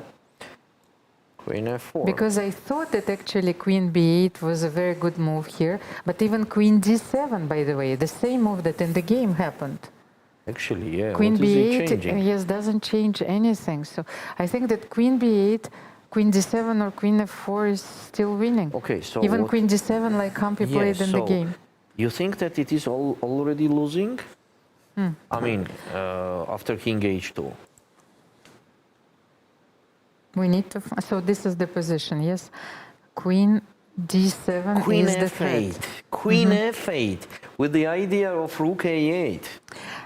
Okay, Queen bringing the rook F8 is surviving. and just giving away the B5 Oh my God, this is so pawn. difficult Okay. move to do on So the this seconds. was the last move to save the game. Yes, it's a Yeah. very precise Queen move. F8, and the point is that if White capturing here, then Black is better. Queen D6 and Yeah. Queen C7. Yes, but you need to see this very beautiful geometry, of Yes. course, Valery. So what is the time right now? Maybe let's show you the score of this match. Then because later this it was is just losing. game over. So this was the 7th game between Hampi Koneru and Lei Qingji. Lei Qingji will have to win on demand for the first time in this match. Hampi is getting ready, so let's have a look. The score in this match for the moment is 3-2. So they drew the 4th game, so is this 3-2 in the tie breaks, but overall score in this match is 4-3. And of course, the player who wins this match will qualify for the final, will face Divya Deshmukh, and will secure a spot in the candidates tournament. So Hampi is very close to the finals. And what a comeback after losing the rapid game. And Hampi has the same ritual before every game. She is trying to calm down, forget about everything, and to play a good game of chess. But in this tiebreak and even in the match overall, she was struggling with the black pieces, Valerie. Yes, that's a fact. So, who are you rooting for today? We have the results of our poll. 84% of our viewers, and we had a lot of votes, are rooting for Hampi Koneru, and 15% are rooting for Lei Tinji. But once again, I think that the Chinese fans, of course, are supporting Lei Tinji.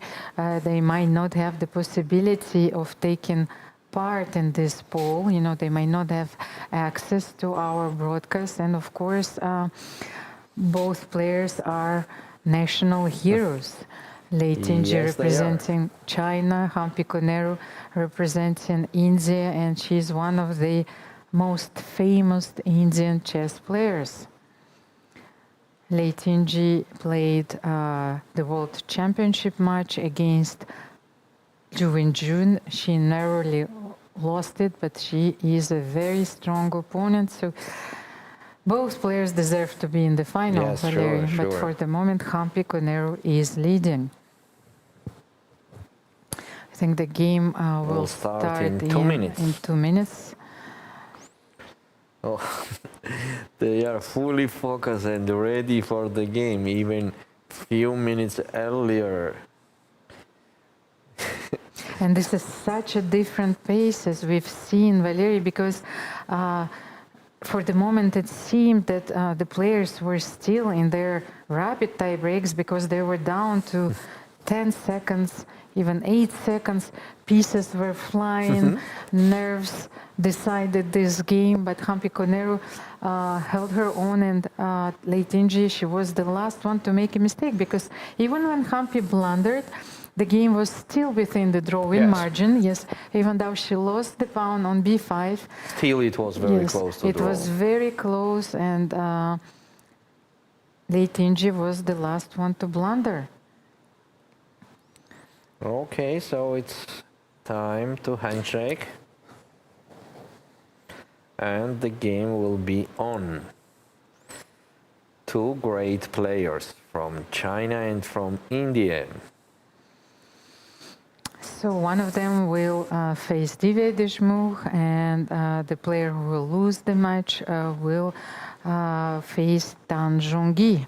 By the way, this match is not going to be easy. It's not a picnic, you know, to play against Tan Zhongyi, so you better make it to the finals. Tan Zhongyi is a very strong player. She's performing very well in the KO format, and here we are. The 8th game between Lei Tinji E5, and Hampi again Koneru. Jokopiano. And it surprises me that Hampi doesn't go for the Petrov, knight f6. She knows this line very well. It's a very solid opening. So how Hampi is going to improve? She's doing the same thing. It's the repetition of the repetition. We've seen this line so many times, and bishop b6 yet once again. Hampi goes knight a7, another try. Now we had knight h7, we had knight d7, and knight a7 with the idea of playing b5, just like drawing this bishop to c2. She said, I had enough of this bishop on c4. Let's get rid of this bishop. And knight f1 was played, and Hampi Hampi's very in the aggressive. center. You see, Yes. she's not going to keep the quiet position and try to be solid and a little bit But defensive. how about taking on d5? Hampi is going to take with the queen, because she needs to protect. Yes, Yes, the pawn on she e5. will. Okay. Can we bring the game on our screen? So knight g3. It's very difficult for me also to observe the game from this perspective, Valerie. I can barely see the other side of the board. So maybe And let's G3, bring and what happened? Let's bring the board, yes, on our screen, can we? With pleasure. With pleasure, yes. It will be easier for me to see the pieces. So, And I hope knight that for G3. our viewers, Queen E2 was played.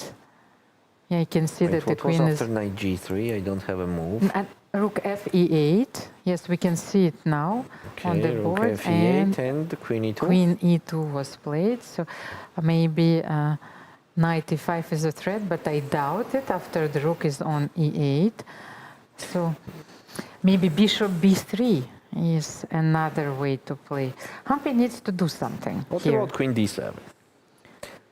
Is that pawn hanging or not? Knight takes E5, yeah? That's the main thing to consider after Queen D7. So No, but- knight takes E5 back, and and the rook on E1 is hanging, yes, you right? cannot take on E5, yes. Yeah, just bishop D5, And for Hampi example. simply centralizes her rook. She She plays didn't play rook. rook D8. She keeps the queen on D5.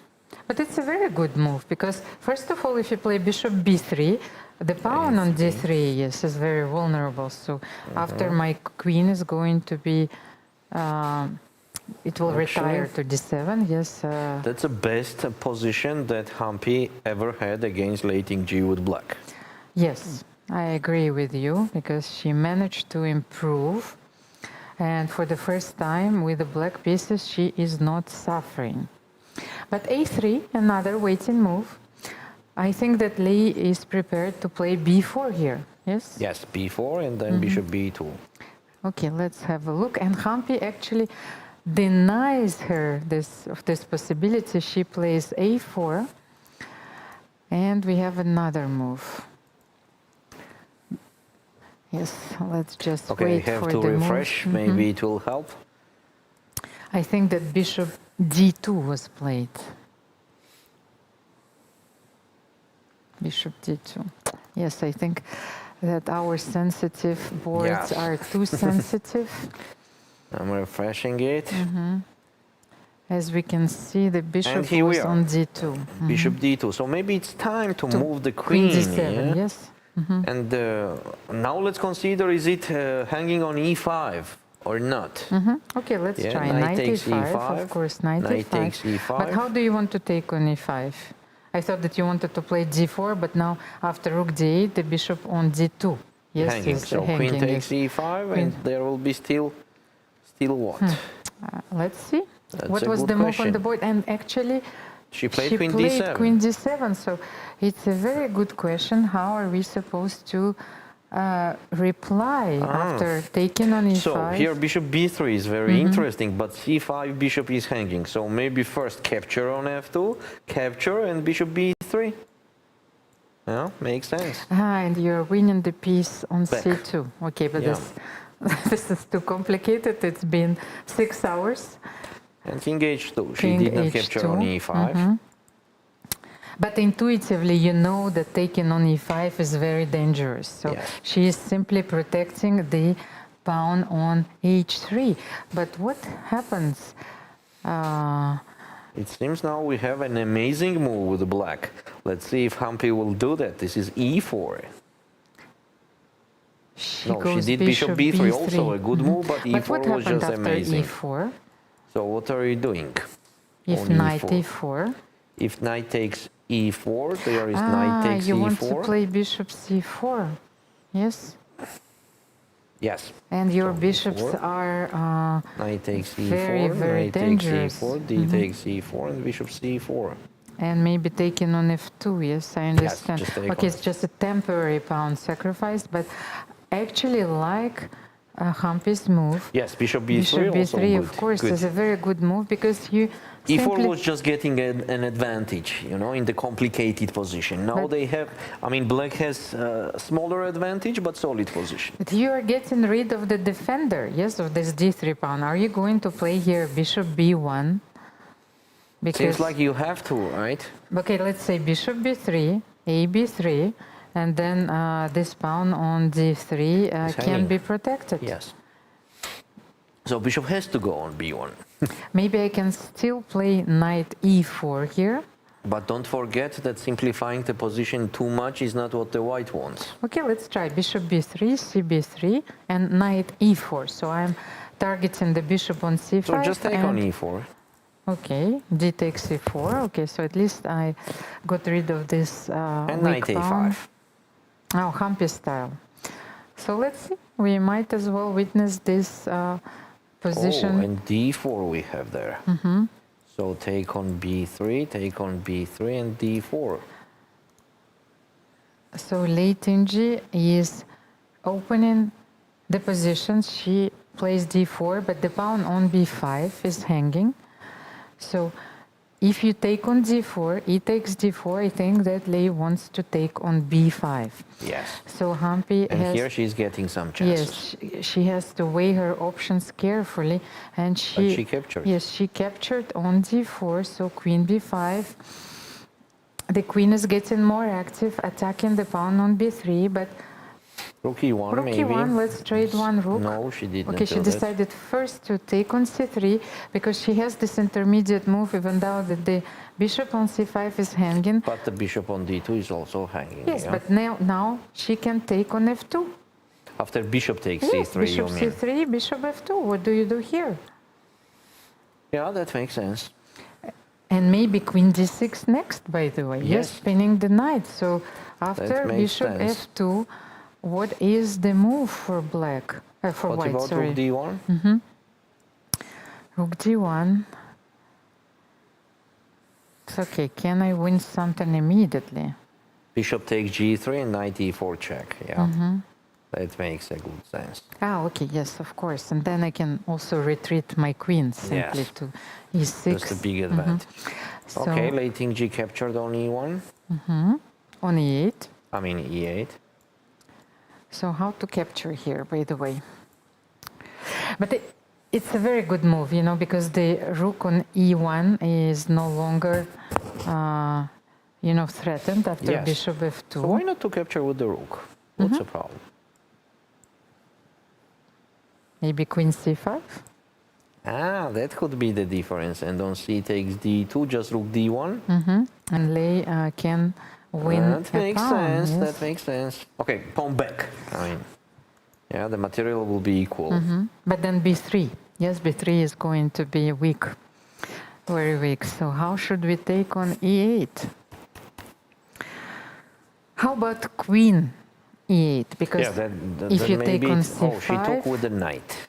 okay, but and then I could take on d2. Okay, knight e8 is a very sound move, of course, here.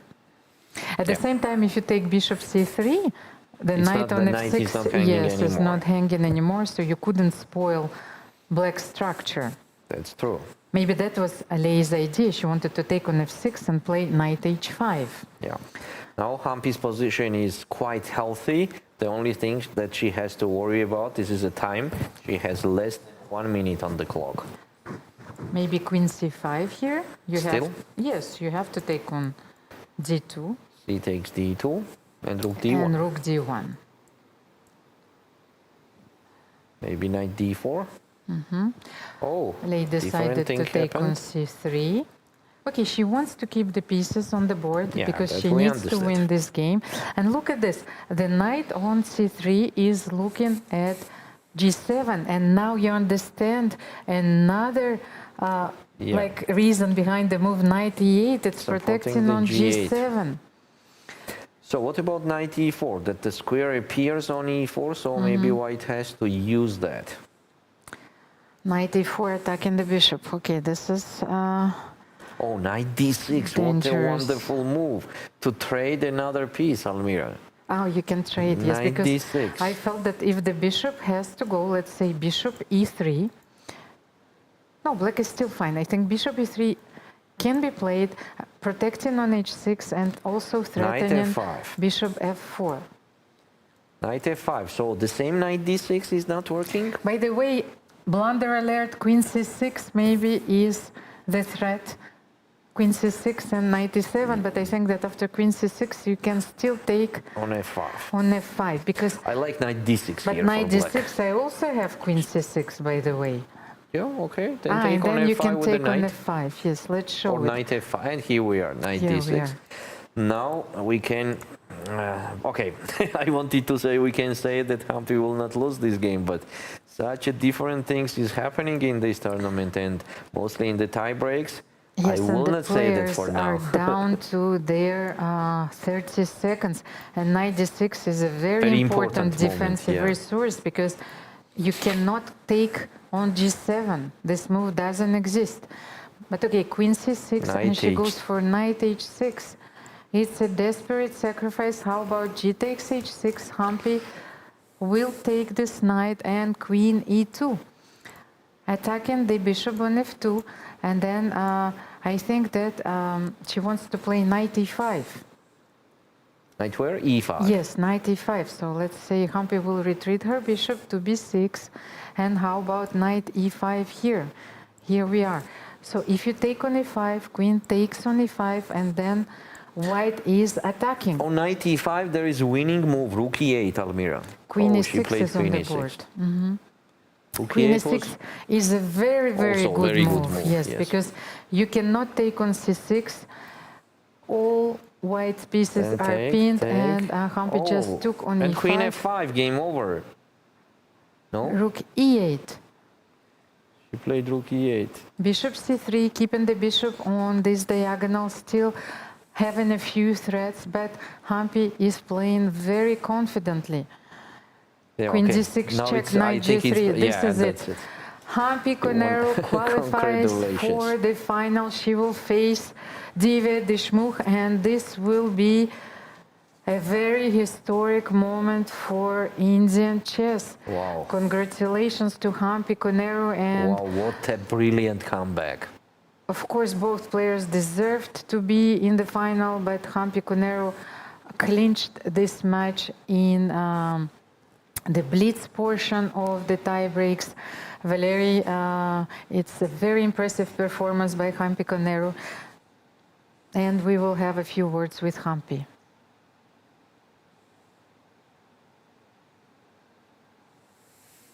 Congratulations. That was one of the most exciting tiebreaks I've seen in a long time. What are your thoughts after this grueling match? Yeah, it's a very tough match, especially I think initially I played quite bad with the black pieces, and she always had the advantage.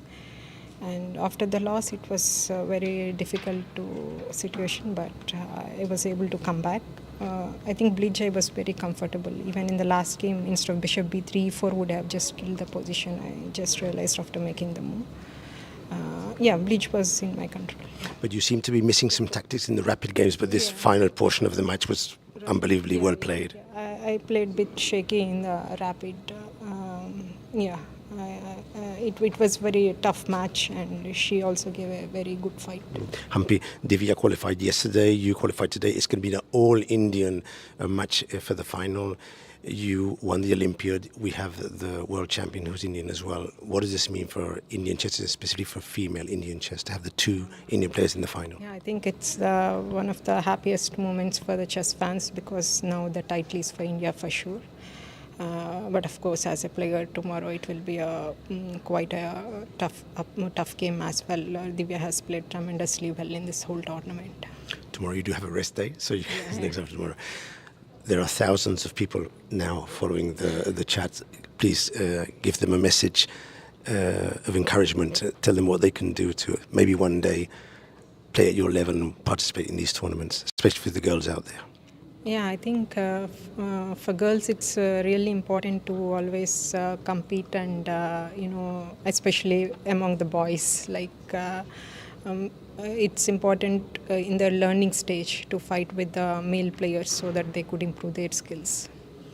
Hampi Koneru qualified for the finals.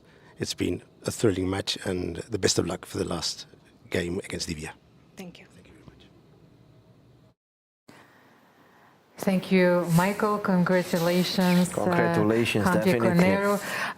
But she acknowledged that Lei Tunji put up a great fight. Lei Tunji is a great fighter. So let's have a look at the results and the pairings for the next round. Last round. Yes, the last round of this World Cup.